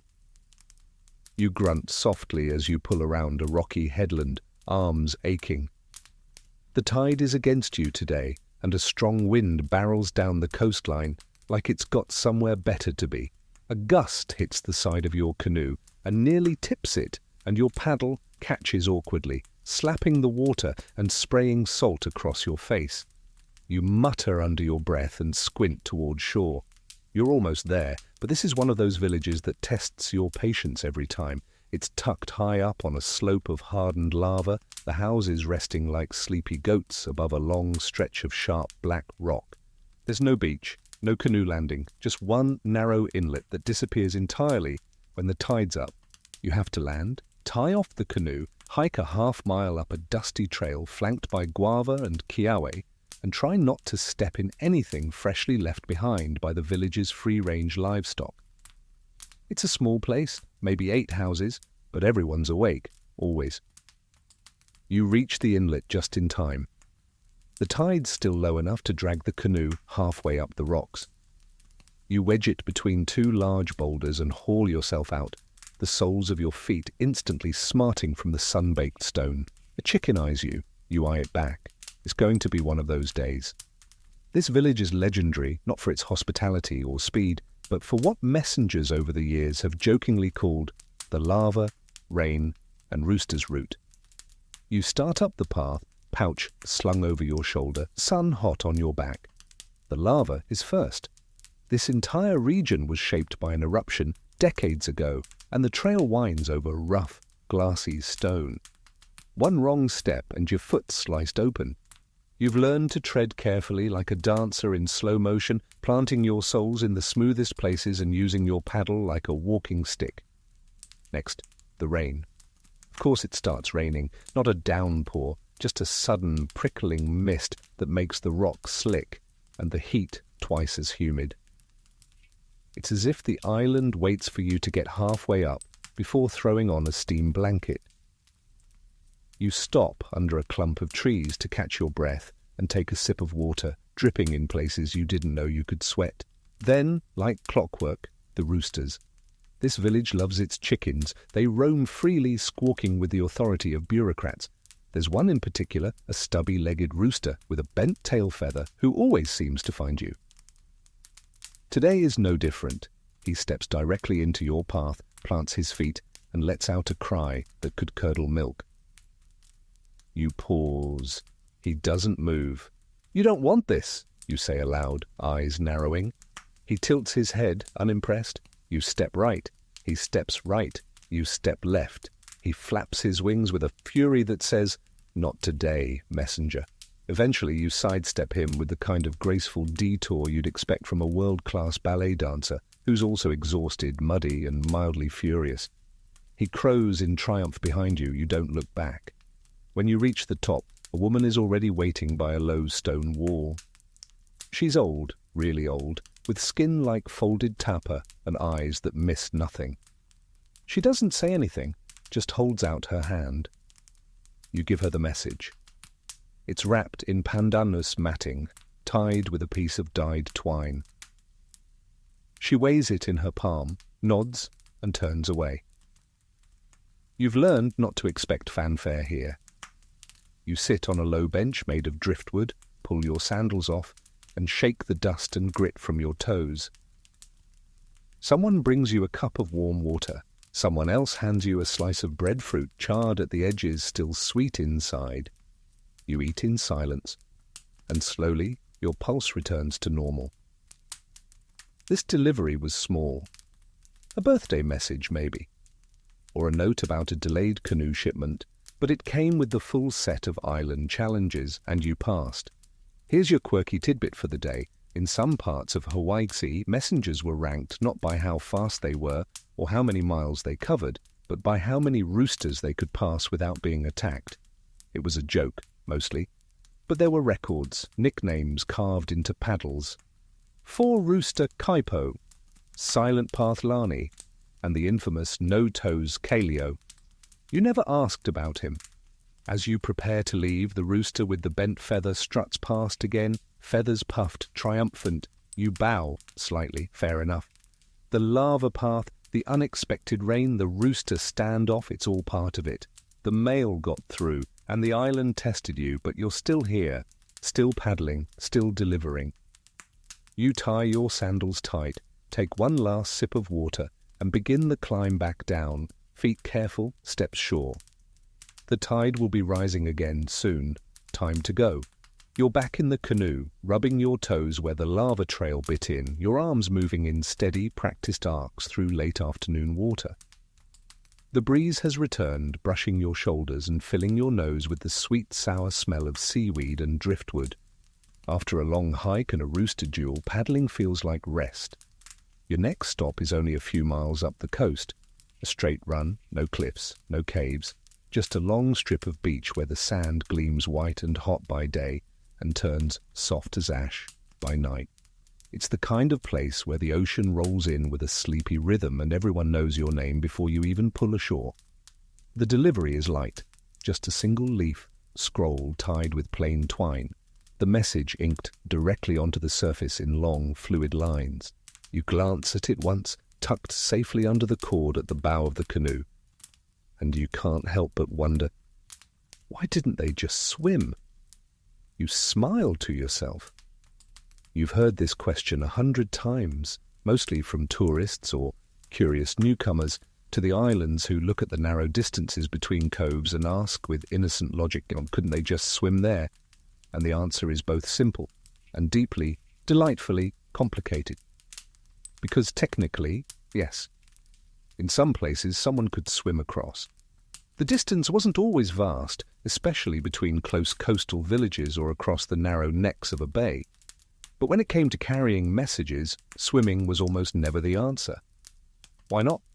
Because mail soaked in seawater isn't mail anymore.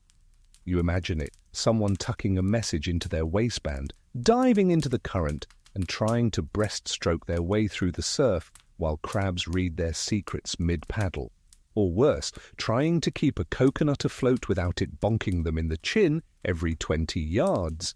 Swimming was for fishing, for cooling off, for play. It wasn't for delivering words meant to stay dry, legible, and intact. Still, the myth of the swimming messenger persisted in some stories. There's one particularly persistent tale of a young man on Kauai who, in love and in a panic, dove into the sea and swam 3 miles straight to deliver a hastily scratched poem on the inside of a banana leaf. When he arrived, exhausted and shivering, the recipient unfolded the leaf, and all that remained was a smudge of green and a few unreadable swirls. She married someone else. Historians still argue whether this tale is metaphor or memory. Some say it's a cautionary love story, never trust banana leaves and hormones. Others believe it's based on a real swimmer who tried to beat the tide and lost the message, not the girl. Quirky tidbit time. In certain inland valleys where villages were connected by river rather than sea, messengers did occasionally swim, but only with verbal messages. They'd memorize a chant, strip to a loincloth, and swim upstream with nothing but their memory and a handful of ti leaves to keep the spirits calm. But that was rare, and never ever done with writing. As you paddle, the beach comes into view, low, flat, quiet. A single dog barks, a small girl with wild curls runs toward the water, sees your canoe, and throws both hands in the air. "Mail!" she shouts, like you're the most exciting thing that's happened all day. You smile, pull the canoe to shore, step out, stretch your back, and hand her the scroll. She runs off with it, already shouting the recipient's name. You glance around, half expecting someone to swim out of the forest just to prove a point. But no.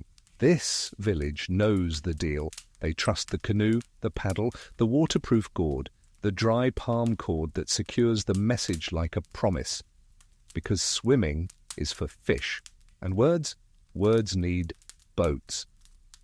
You sit a while under a leaning coconut tree, listening to the tide roll in and back again. The wind cools your skin. A boy with a basket of mangoes offers you one without speaking. You take it, bite in. It's perfect. The girl returns, scroll now gone, face sticky with juice. She plops down next to you and says, "My uncle says he could have swum it faster." You nod. "Probably." She narrows her eyes. "But it wouldn't be dry." You both sit in silence. And just like that, she understands. The tide is rising. You rinse your hands, slide the canoe back into the sea. Your next stop waits. And though you're not the fastest swimmer or paddler, you are, without question, the driest. The sun hangs lower now, dipping lazily toward the western horizon, turning the sea to molten gold. You paddle into the light, squinting as the waves sparkle in long, blinding streaks. There's still a little heat in the air, but it's softer now, the kind of warmth that settles into your bones rather than presses down on your shoulders. Your arms are tired, but it's the good kind of tired. Earned, deserved, like the ache after a long story told well. You check your pouch, one message left. just one. It's a small packet, neatly wrapped, tied with a knotted strip of braided caper. On the outside, pressed gently into the corner of the bark cloth, is a name you've heard before. You pause. Read it again. And just like that, a memory surfaces. Because this is that route, the one that ends in a mystery. The one they whisper about when the fire burns low and the wind changes direction. The route of that one mailman who never came back. You dip your paddle once, twice. Let the canoe slide forward. It's a lonely stretch of coast, rugged, windswept, and flanked by cliffs too steep for goats and too sharp for comfort. No villages line this portion of your journey, just wind-warped trees, black sand, and lava rock that still looks angry, even after 100 years of cooling. You've passed this way before, but not often. The wind here shifts without warning, and the currents double back like they've forgotten where they're going. A lot of paddlers avoid it, but not you, not today. You follow the coast, counting ridges, watching for the break in the rock face that marks the turnoff to a small bay tucked between cliffs. The waves here are strange, gentler than they should be, like the ocean holds its breath. You see the inlet, and even though you know better, you glance up at the bluff above you, because that's where the story starts. They say he was a seasoned paddler, strong, reliable, one of the best. Took the same route every week, like clockwork, knew the sea like a brother. But one day, he didn't show, not late, not delayed, just gone. His canoe was found 2 days later, drifting near this very cove, paddle still tied down, pouch missing, no signs of damage, no signs of struggle, just an empty boat, bobbing quietly in the surf like a question no one wanted to answer. Some said he was taken by the sea. Others said he'd run off with the message or with someone else entirely. But those who knew him said he would never abandon his route. Never leave. Never leave a message undelivered. So the stories began. One version claims he was caught in a waterspout, lifted straight from the ocean and dropped into the clouds like a feather. Another swears he stumbled across something sacred in the cliffs, a hea no one was supposed to find, and the spirits kept him. But the strangest version, it says he did deliver the message and then simply walked away into the trees, never looked back, no note, no goodbye, just vanished. Historians, of course, have tried to make sense of it. Some claim he was sick, or overwhelmed, or lost in a sudden current and swept out beyond the reef. Others argue he became disillusioned with his role, that something in the message he carried that day changed him, that he read it even though he wasn't supposed to, but no one knows, no body, no pouch, no final word, just a ghost canoe and a mystery that won't settle. Quirky tidbit, there's a small stone marker tucked into the ridge above this bay, a single upright lava slab, no inscription, just smooth and dark, placed with too much care to be an accident. Some say it was put there by his family, others say it appeared overnight. Either way, messengers still nod to it when they pass. Some leave a shell, or a flower, or nothing at all, but a glance. You paddle closer to shore now, the water oddly still. No one's waiting here. The message you carry is meant for a home farther inland. You'll leave it at the rock ledge above the tide line, tucked in a gourd, marked with a strip of folded copper. You step onto the shore, soft black sand rising between your toes. The cliffs above you stretch high, wind whistling through narrow crevices. You make your way to the ledge, find the familiar hollow and place the message inside. You pause, then without quite knowing why, you reach into your pouch and pull out a small stone. Round, palm-sized, you place it next to the message. Maybe for him, maybe for luck, maybe just because the sea feels too quiet not to. You return to the canoe, slide it back into the water, push off gently, and as you paddle away you glance back once. No figure appears on the bluff. No whisper follows you, but the wind feels satisfied, and you paddle on because your route isn't finished, not yet. The light is changing again, softening into that golden hush between afternoon and evening when the sun forgets how to be fierce and just glows instead.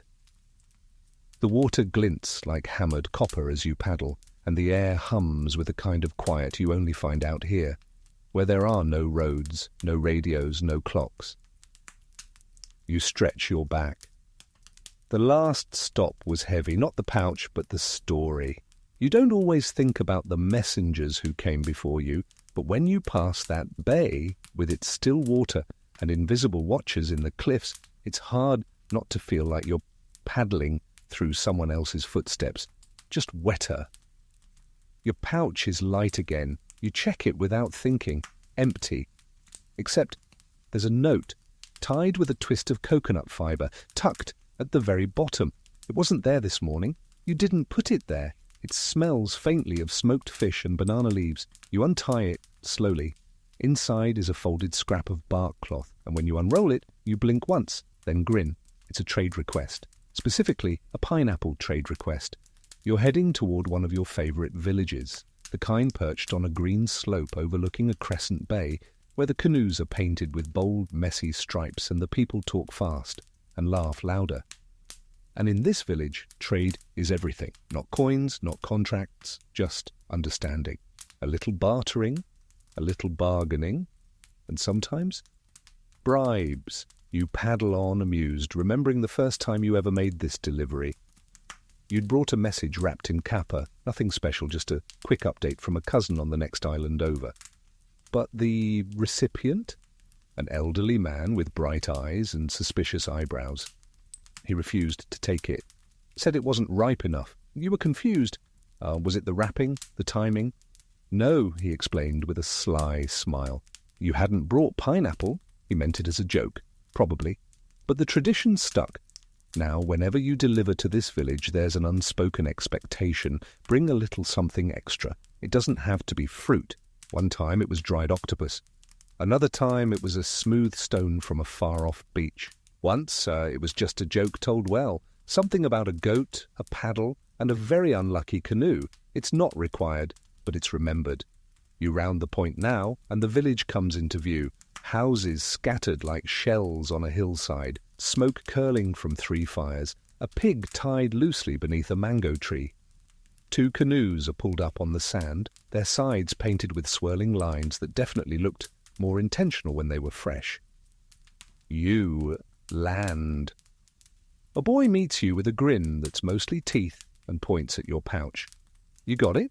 You hand him the note. He takes it, nods once, then holds out something wrapped in leaves. For the return trip, he says. You accept the bundle. It's warm, heavy, smells faintly sweet. You peek inside. Fish cakes and a mango. He shrugs. Not as good as last time. But Auntie says thanks. This is how it goes in the pineapple bribe villages. The message matters, but so does the gesture. People slip gossip into gourd pouches. They fold promises into bundles of dried guava bark. They tuck flirtations into coconut shells. They don't always say what they mean, but they give you something that means something, and you carry it, safely, respectfully, with a grin, even if it smells like fermented seaweed. Historians still argue whether this kind of trade-based messaging was official or just casual culture. Some say it blurred the lines between courier and trader. Others insist it was perfectly logical after all. If you're paddling 30 miles, someone should feed you. Quirky tidbit. In one village on Lanai, a paddler once received a piglet in exchange for delivering a love letter. He paddled home with the pig tied in the canoe beside him. The pig was named after the sender. A year later, the pig was still around. The relationship? Not so much. You think of that now as you bite into the mango. It's perfect, ripe, sweet, sticky in the best way. The sea is calm again. You rest in the shade of a canoe, legs stretched, paddle across your lap. And in that moment, the world feels like it works. You deliver messages, they give you mangoes, everyone gets what they need, almost. You pack the remaining fish cakes into a leaf wrap. You've got one more delivery today, no bribe required. But still, you tuck the last bite of mango into the pouch beside the message, just in case, because some letters are better with snacks.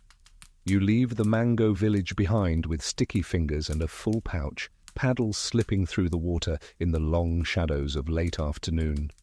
The sky deepens by the minute, orange giving way to rust, rust to mauve.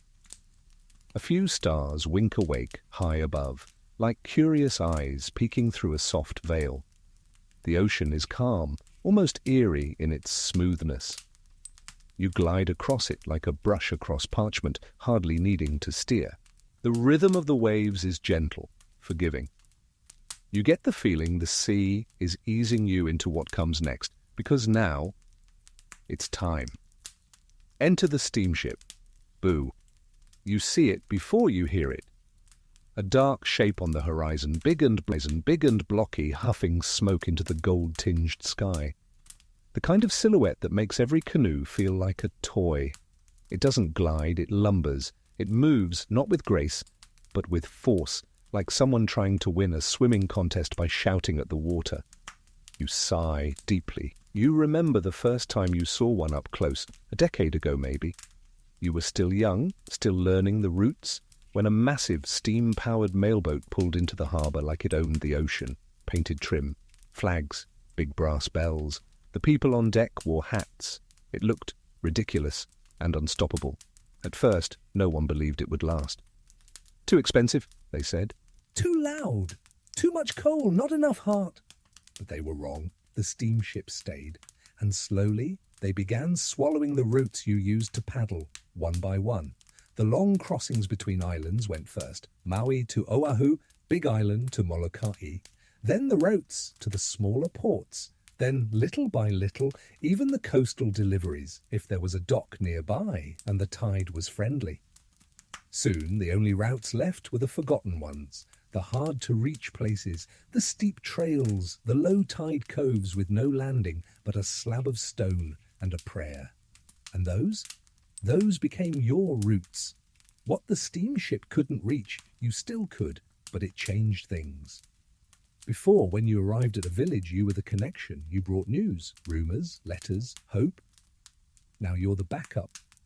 You feel the change in how people look at you. They still thank you, still feed you, but sometimes they've already heard the news, already read the letter. The steamship came 2 days earlier and delivered 10 sacks of mail in brown canvas bags and no stories attached. They tell you anyway, out of kindness, but you see it in their eyes. You're not the headline anymore, you're the footnote. Still you paddle, because not everywhere has a dock. Not every message fits in a government sack. And some people? Some still want their mail delivered with salt on the edges, with a face they know, with a story told during lunch. You steer wide of the steamship as it churns closer to shore. The waves from its wake rock your canoe once, twice, then settle. You paddle on. Quirky tidbit for today. In the early days of steam, mailboats in Hawaii, paddlers were sometimes hired to row out and meet the ships offshore. They'd collect the mail in big wooden boxes, then carry it inland.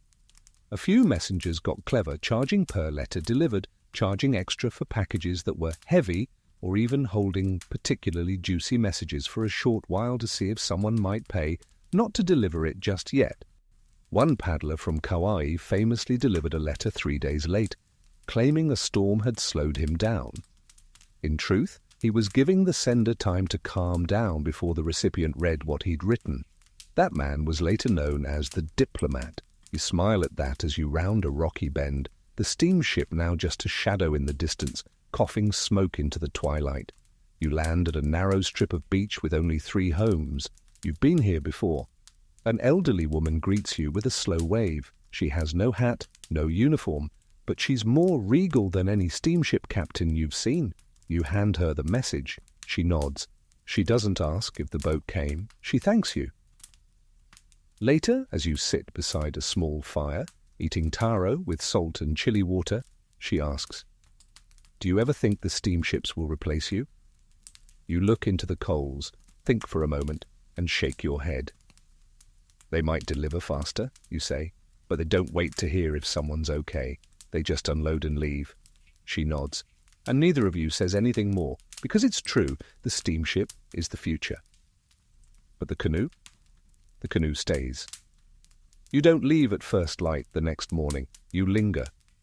Not long, but long enough to sip warm tea with the old woman, long enough to mend the frayed edge of your paddle cord, long enough to sit in the stillness, and feel the way the land breathes before the world wakes. The sea is glassy, the wind barely a whisper, and for once you don't feel rushed. But even when the current is lazy and the tide seems friendly, you know this route carries more than water. You push off quietly, watching the sand slip beneath your canoe like slow cloud shadow. You're heading to a village that used to be louder, fuller, busier. A place that in the days before steamships was a hub for messengers like you, but now it feels like a memory that hasn't decided whether to stay or go. As you paddle along the shore, you pass old waypoints, canoe landings covered in weeds, stone markers worn blank, and fire pits long gone cold. Once, messengers would pass each other here like dancers in a relay, exchanging news, food, and rumours. Now the path is quiet, still useful, but no longer central. You begin to notice it more and more these days. The mixed feelings about progress. The steamships brought faster mail, bigger deliveries, uniforms and clocks and stamps. And in many ways that was good, predictable, official. But as the steamboats grew in number and size, something else shrank. The in-between moments, the face-to-face pauses, the stories told between bites of salted fish. In this next village, you've seen it clearly. How people stand at the shore waiting, not for you, but for a grey boat with an engine and an officer with a clipboard. The canoe still lands, you still carry messages, but the excitement has cooled, the connection has loosened, and yet there are still those who wait for you. You land now at a narrow bay where the wind always seems to circle in lazy loops and a dog always barks before you even step ashore. He does it again today, more out of habit than alarm. A boy waves, then a woman. Then, from under a thatched awning, a man stands slowly. He doesn't wave, but he waits. You pull up the canoe, grab the pouch, walk the short slope to where he stands. The message is wrapped in folded cloth, no decoration, no stamp, just a name. He takes it without a word, steps aside, and disappears into the house. And that's it. No welcome, no taro, no banter. You sit for a while under a crooked tree, not quite ready to leave. This place used to be different. The last time you stayed the night here, there was music. A boy tried to race you barefoot down the lava trail. An old man told a story about a message carved into a whalebone that washed ashore 10 years too late. But today, the fire pit is cold, the laughter is quieter. You know what this is, you've seen it happen in other places. When the steamship starts arriving weekly, when letters show up in sacks with labels and no faces, something shifts. It's efficient, sure. It's reliable, it's fine, but it's different. Progress, they call it. And they're not wrong, it's easier to track, easier to plan, but harder to feel. Harder to look someone in the eye and say, this came for you, and mean it. Quirky tidbit.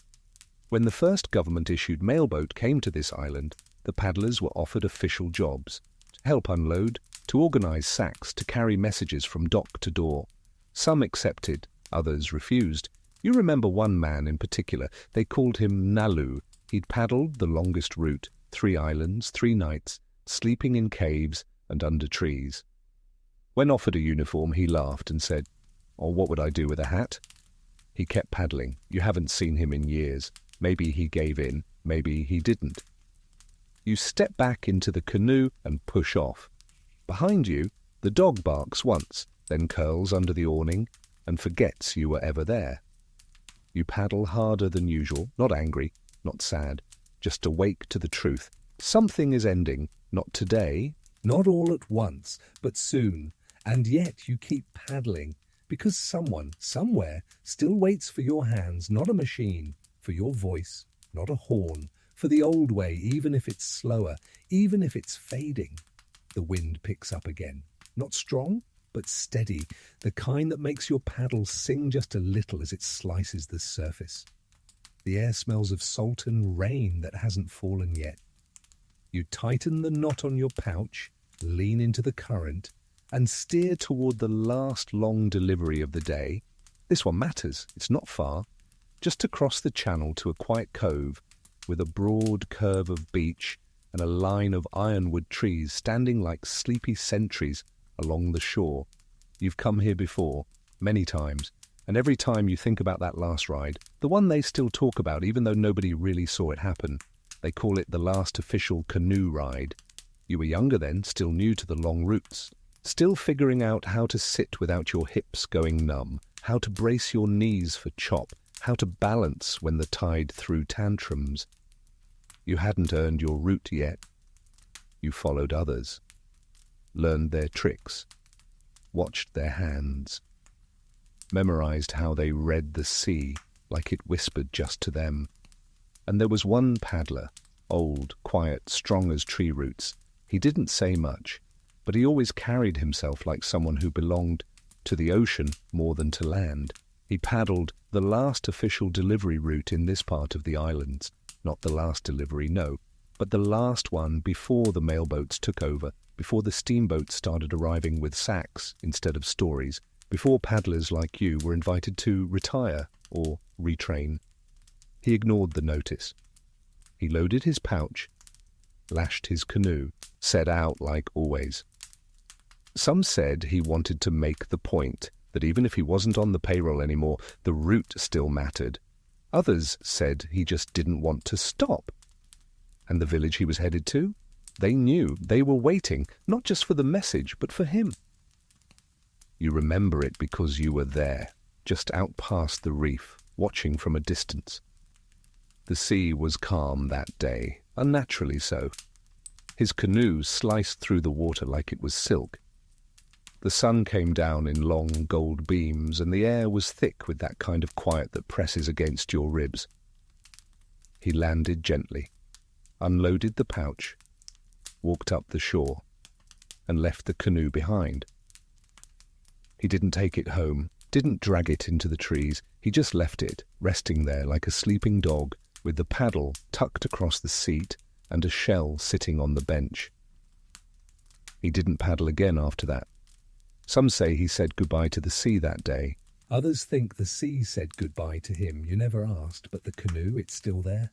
You turn into the bay now, and sure enough, it waits, faded, weathered, half buried in sand, still whole, still here. You step out of your own canoe and walk up the shore. Your pouch is light, just one message left, tied in dyed kapa, folded with care. A name you recognize, the granddaughter of the man who made that last ride. She waits under the ironwood trees, seated on a flat stone, hands in her lap. She sees you and smiles, not big, not dramatic, just enough. You walk the pouch to her, bow slightly, and hand it over. She takes it with both hands, closes her eyes for a second, then she nods. Still doing it, she says, voice like sand and sea. You smile. Still matters, you reply. You both sit for a while under the trees. She tells you her grandfather used to whistle as he paddled, that he'd dip one hand in the water just to feel the temperature shift. That he'd always bring two messages, one for the village and one he never delivered, just carried and carried and carried until it felt like it was part of him. You ask what it said. She shrugs. Maybe nothing, maybe everything. She stands and dusts off her hands. You take the cue and return to your canoe. Before you leave, you glance at the old one, half in sand, half in shadow, still resting, still waiting, and maybe that's the point. The last ride never really ends, not when the message still moves, not when the paddle still dips, not when someone still arrives. You push off, the tide pulls, and the sea opens, patient as ever. You leave the cove with a feeling you can't quite name. Not heavy, not sad, but something close. Something that wraps around your ribs and settles just behind your eyes. Maybe it's memory. Maybe it's salt. The sea has shifted again, subtly. The wind rises and falls like breath. The sky above is burnished pewter, not yet night, but clearly no longer day. The stars are sharpening. The moon waits behind a veil of cloud, and your paddle drips soft silver into the sea with every stroke. You've got one last circuit before you sleep, just a quick loop around the point to check on an outpost that rarely gets mail but always appreciates a face. They don't expect you, that's part of the charm. But this section of your route brings something else too. This is where the ocean tells stories. No joke. Not the kind you hear in villages or under trees, not the kind passed from grandmother to granddaughter in whispers and poi. These are ocean stories. Stranger, older, messier. Because out here, the sea itself is a gossip. You can feel it in the currents, the way they curl when a storm is coming, even if the sky stays clear. The way they hum under your canoe when you pass a reef where something happened, something no one talks about anymore, but the coral still remembers. There's one spot in particular. A small bay lined with rocks so round and smooth they look like giant breadfruit seeds. You approach it now quietly without paddling hard, just letting the current do the work. You've always felt watched here. Not in a bad way, just observed. There's a saying among paddlers. If the water gets warm for no reason, someone's listening. And here? It's always warm. You drift a little closer, watching the way the foam curls backward around the stones, how the spray hangs longer in the air, how the shadows don't quite line up with the moonlight. This is the bay where they say the drowned come back to finish their routes. No ghosts. No moaning spirits. Just the feeling that someone else is paddling nearby. That you're not alone. That the sea still remembers the ones it took and occasionally lets them ride again. You've never seen anyone. But one time, your canoe moved sideways, against the current.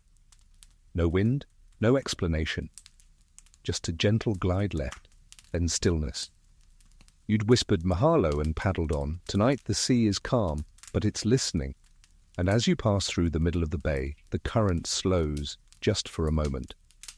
You let the paddle rest, let the boat drift. And in that silence, you hear it. A soft splash behind you, not yours, not a fish, just one splash, then stillness. You don't turn around, not out of fear, but out of respect, because out here, the ocean gossips, and sometimes it tells stories too old for land. Quirky tidbit of the night. In older times, some paddlers wore small charms carved from whalebone or coral, amulets they believed would keep the sea from taking them too early. These weren't for show. They were tied to ankles, worn under mats, or tucked in the folds of paddles. One famous courier carried a carved fishhook, said to have been found inside the belly of a shark. He named it Alohi, shimmering, and swore it spoke when danger neared. You've never had a charm, but sometimes when the air shifts and the water stills and the moon lifts just right, you wonder if your paddle is enough. You round the final point and see the outpost, a single hut with a thatched roof, 2 torches out front, a canoe overturned beside it like a turtle in sleep. You're not here to deliver anything, but you land anyway, just in case. A woman steps out, sees you, smiles. You again, she says. You shrug and didn't want to miss the gossip. She laughs, offers a warm cup of something herbal and bitter. You drink, sit, say nothing. She doesn't ask if you heard the splash. She doesn't have to. She knows this bay too. And tonight, the sea told one more story, just for you. You leave the outpost under a sky now soaked in stars, more of them than you remember ever seeing, as if the night's peeled itself open just for you. The Milky Way spills overhead like spilt poi, thick and luminous and slow-moving. The moon has finally risen, hanging low and full, yellow as ripe breadfruit, and the sea mirrors it perfectly, one silver path leading forward like a trail laid just for your canoe. The paddle no longer creaks, your shoulders no longer ache. You move in rhythm now, breath in time with the water, eyes half closed in that drifting state between effort and ease. It's in this quiet stretch when the world is hushed and the water hums gently under the hull that you think about what it means to carry messages at all. Not the logistics, not the tides or routes or pouch cords, but the act of it, the soul of it.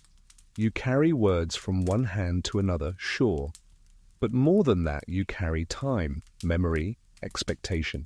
You carry someone's thought across the sea, keep it safe through salt and sun, and hand it over with nothing changed except the distance between two hearts, and that's magic. You've carried apologies so old they cracked at the folds, declarations written with nervous hands, recipes passed between cousins, names of babies never seen, news of deaths, yes, but also hope, reborn every time someone dares to write, "I will come soon." You've never opened a message you weren't meant to see, but sometimes the way it's folded, the way it smells faintly of turmeric or tears, you get a sense of it, the emotion inside, the weight of what it holds.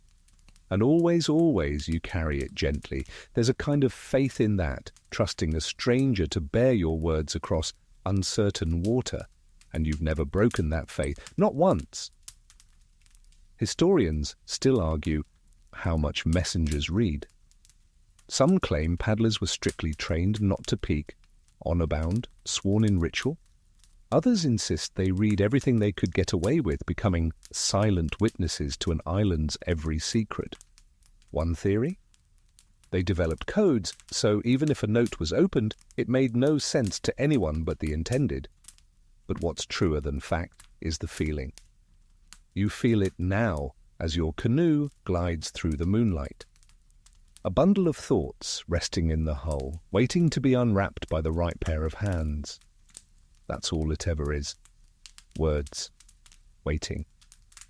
You pause to rest at a narrow reef inlet, letting the canoe bump gently against the coral edge.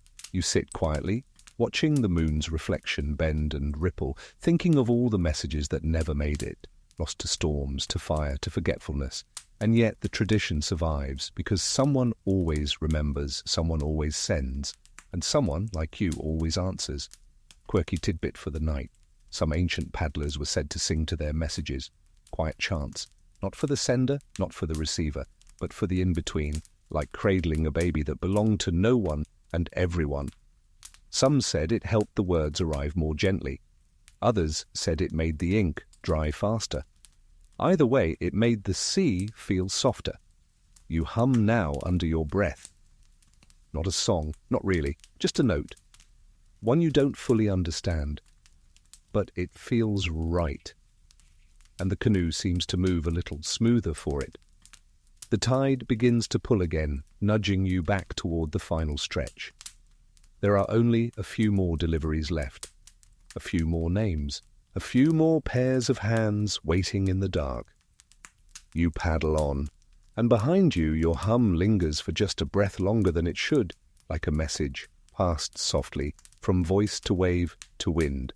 The sea has taken on that deep indigo shade that only arrives at the edge of midnight, dark enough to make the horizon disappear, but still touched with a kind of softness, like the world's been swaddled in velvet.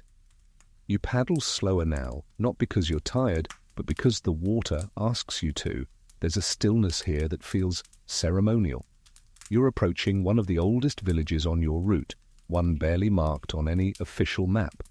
The shoreline is lined with black stones, perfectly round, perfectly placed, not by chance, but by memory. Each stone once marked a messenger's stop, each one still kept clear, swept daily, like altars. Here, mail is not a convenience. It's a ritual. The elders believe every message carries a spirit, not a ghost, not a soul, but an echo of the sender's breath. And to mishandle it, to crumple or lose it or deliver it without intention, is to disrespect that spirit. You've been coming here long enough to know what's expected. When you land, no fanfare, no call-outs. You kneel briefly at the water's edge, scoop a handful of sea, and sprinkle it over your pouch. It's not superstition, it's cleansing, a way to reset the journey, a way to signal that what you carried has arrived clean. An elder meets you at the first stone, barefoot, eyes clouded but still sharp beneath heavy lids. She holds a small bowl of crushed charcoal and kukui oil. Without a word, she marks your wrist with a single black line. You've been marked before. It means this message arrived with care. You hand over the bundle, wrapped in kapa, no seal, just a name pressed into the fabric with the edge of a bamboo comb. She nods. then turns, disappearing between two thatched homes. And that's it. No fire, no feast. Just a line on your skin and the knowledge that once again you've done the job right. You sit a moment longer beside the row of stones. They hum with old names, some marked, some unmarked, some smooth from the sea, others rough, as if refusing to forget the weight they once bore. There's a stone here for Kel. You remember hearing his name as a boy, said to have paddled through a cyclone to deliver a single note, a name written in ash on banana fiber. The village says that message saved a family from exile. Others say the note was blank. No one really knows. But Kaylee's stone remains, polished by time, honoured by paddlers. You place your hand on it now, cool, solid, still here. Historians often struggle with places like this, villages with long oral traditions but little written record. They call the stories unverified, but you know better. These stones don't lie. Neither do the lines on your wrist. Quirky tidbit. In this village, if a message is especially important, wedding, birth, rare bird sighting, they add a feather to the wrapping, not for beauty, for symbolism. The belief is that feathers carry prayers farther. 1 feather means joy, 2 feathers means secrecy, 3, urgency. You once delivered a 5-feather bundle. You never asked what it said, but when the recipient opened it, they knelt down, held it to their chest, and whispered thanks to the air. You think about that now, watching the moon catch on the water's surface. You paddle out again, slow and quiet, the black line on your wrist glistening in the moonlight. 1 more stop tonight, maybe 2, then rest. But in this moment, you feel wrapped in something older than schedules, older than tides. You are the message, and you're exactly where you need to be. The stars have shifted slightly, only a few inches maybe, but enough to let you know that time is passing. The tide pulls a little harder now, like it's reminding you not to linger too long, but you're not quite ready to go fast. This next stretch is the in-between. Not sea, not land, not quite route, but not quite free either. It's the part of your journey that no one talks about. The part that happens after the last delivery, but before the sleep. You drift. Not aimlessly, just slowly, letting the current think you're resting while you quietly guide the canoe along an invisible line only paddlers know. There's no pouch now, no messages, no names waiting, but still, you paddle. Because sometimes the journey back is just as sacred as the one out. You pull into a narrow channel bordered by mangroves and moonshadow. This place doesn't appear on charts. There are no villages, no stones, no torches. But every messenger knows it. They call it Kamali, the quiet. Here the air thickens like warm tea. Every splash sounds louder than it should, and even the birds seem to pause, watching from branches twisted like sleeping fingers. There's a clearing just ahead, small, circular, sheltered. You glide into it and stop.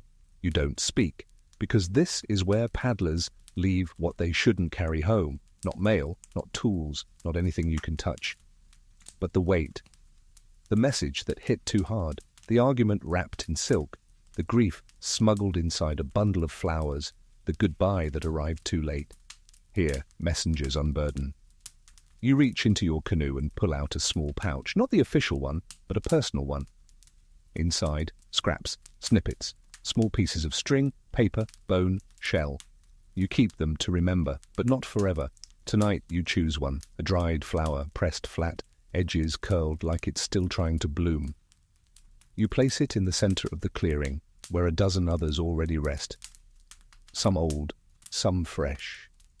You bow, and you leave it there. Not forgotten, just released. Historians don't write about Kamali. There are no footnotes, no archaeological digs, no carbon dating of the flower circle. But ask any paddler, and they'll tell you it exists. Not in books. In the silence between strokes. Quirky tidbit. Some paddlers say that leaving something here ensures calm water on your return. Others say it keeps your spirit from getting tangled in someone else's pain. And a few, usually the oldest, The ones who hum without thinking say it's a gift to the sea itself, a way of saying, "You carried me." Let me carry something for you too. You sit for a while, not paddling, not thinking, just breathing, letting the quiet do its work. And when the breeze shifts and the leaves begin to rustle again, you take that as your sign. Time to go. You back the canoe out gently. Don't disturb the circle. Don't look back. Just paddle. Back through the channel, out to open water. The tide is with you now. Your hands know the rhythm. The stars realign. And the sea, satisfied, whispers, "You may pass." The current carries you now, not hurriedly, not roughly, but with a kind of understanding, like it knows you're close to home, like it's saying, "No need to push. I've got you." The sky is fully night, dark and infinite. The stars have grown sharper, nearer somehow, like you could reach up and stir them with your paddle. The moon has climbed high, bathing the sea in pewter and shadow. Every stroke leaves a ripple that sparkles just a little before it fades. You paddle in silence. And in that silence, you think about the ones who came before, not just the famous messengers, the ones with chants written in their honor, whose paddles were buried under sacred stones, but the quiet ones, the ordinary paddlers. The ones who never made the stories, never carved their names into canoe seats, never did anything more heroic than simply show up every week, every route. Rain or sun or wind or silence, you picture them now, a woman with cracked palms towing 3 gourds of seaweed and 1 letter folded in tapa. A boy not yet old enough for tattoos, paddling with all his strength toward a village that didn't know his name. An elder who sang to the waves, not because they were magical, but because it helped him stay awake. None of them were famous, but they mattered because they carried the words, and that's never been small work. You wonder how many of them paddled this same stretch, how many of them passed the same rock you're now drifting by, how many of them, like you, paused mid-paddle to breathe in the sea and ask, "Am I still needed?" Because let's be honest, some days it's hard to know, with the steamships, with the radios, with the tourists bringing postcards in plastic bags. You've watched the world change around you, faster boats, slicker packages, waterproof envelopes that don't smell like anything.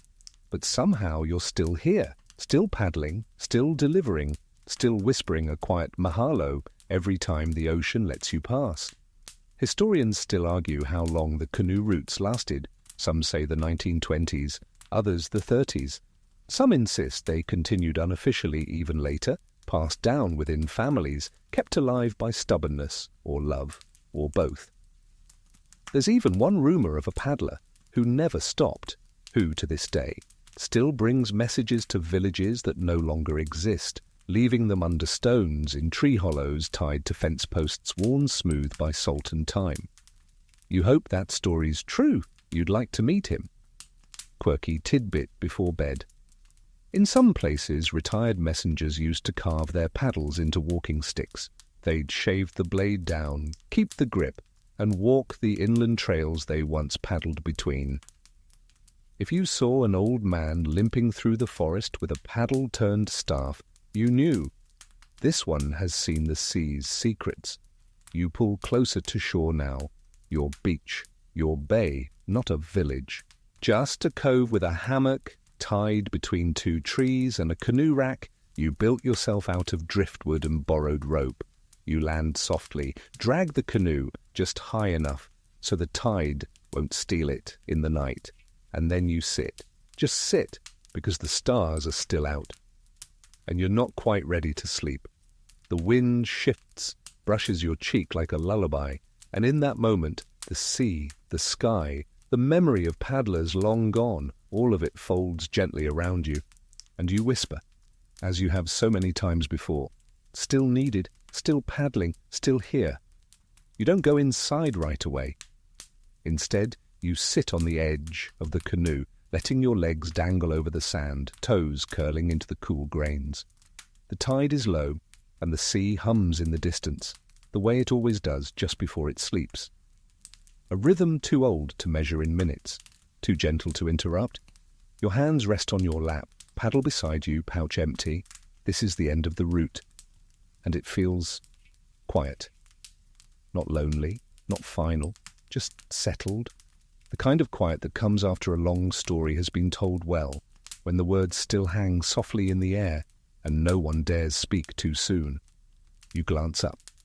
The stars haven't moved much, but the moon is dipping, its light slipping lower, growing fainter. You watch your shadow soften, blur, then disappear into the sand like a message finally reaching its end. You rise slowly, shoulders sore, knees creaky in that way that says they've done good work. You untie your pouch and hang it on the hook carved into the tree trunk. The one that leans just a little, like it too, is tired but proud. And then you do something you rarely do.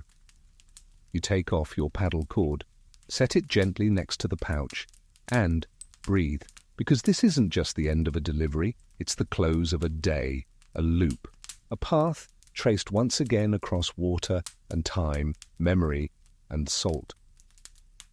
You think back on all the hands that touched the messages you carried, all the faces, all the small moments that stitched together to form this quiet island night, and you realize you didn't just deliver mail, you delivered connection.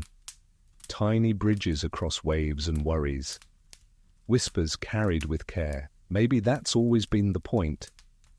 Not speed, not scale, but presence. One person carrying another's voice with kindness, that's all. That's enough. You lie back now in your hammock, the canvas cool against your skin. You hear the creak of the tree, the hush of the waves, the rustle of leaves overhead. The wind moves through the branches like an old friend, checking in without asking anything. Above you, the last stars blink gently. Somewhere, far off, a dog barks once, then silence again. And in that silence, peace. You close your eyes, and the sea, the wind, the memory of every paddle stroke, they all stay with you, gently cradling you in the rhythm of a job well done, a message delivered, a night complete. Let your breath slow now, let it stretch out, long and easy, like the tide slipping softly back into the sea. There's nothing left to carry tonight. No more messages waiting. No more ting. No more names to remember. Just you. Just this quiet moment. The canoe rests. The paddle sleeps. And the stars above blink a little slower now, as if they too are getting ready to turn in. Feel the weight leave your shoulders. Let the salt and wind wash from your skin, replaced by stillness, by warmth, by the gentle hush of a world that asks nothing of you now. The route is behind you. The fire's gone to coals. And even the sea, tireless as it is, has eased into a lullaby rhythm. You've done enough. You've been enough. The words you carried have found their homes. The stories you held have settled like sand in calm water. Let your body sink into sleep now, as the hammock sways just a little, like the canoe in calm tide. Let the echoes of paddle strokes drift away, replaced by the softness of breath, of night, of dreams. And as you slip into rest, know this: you were the bridge, you were the thread, you were the quiet voice that crossed the sea. And now you are safe. Now you are still. Now you are home.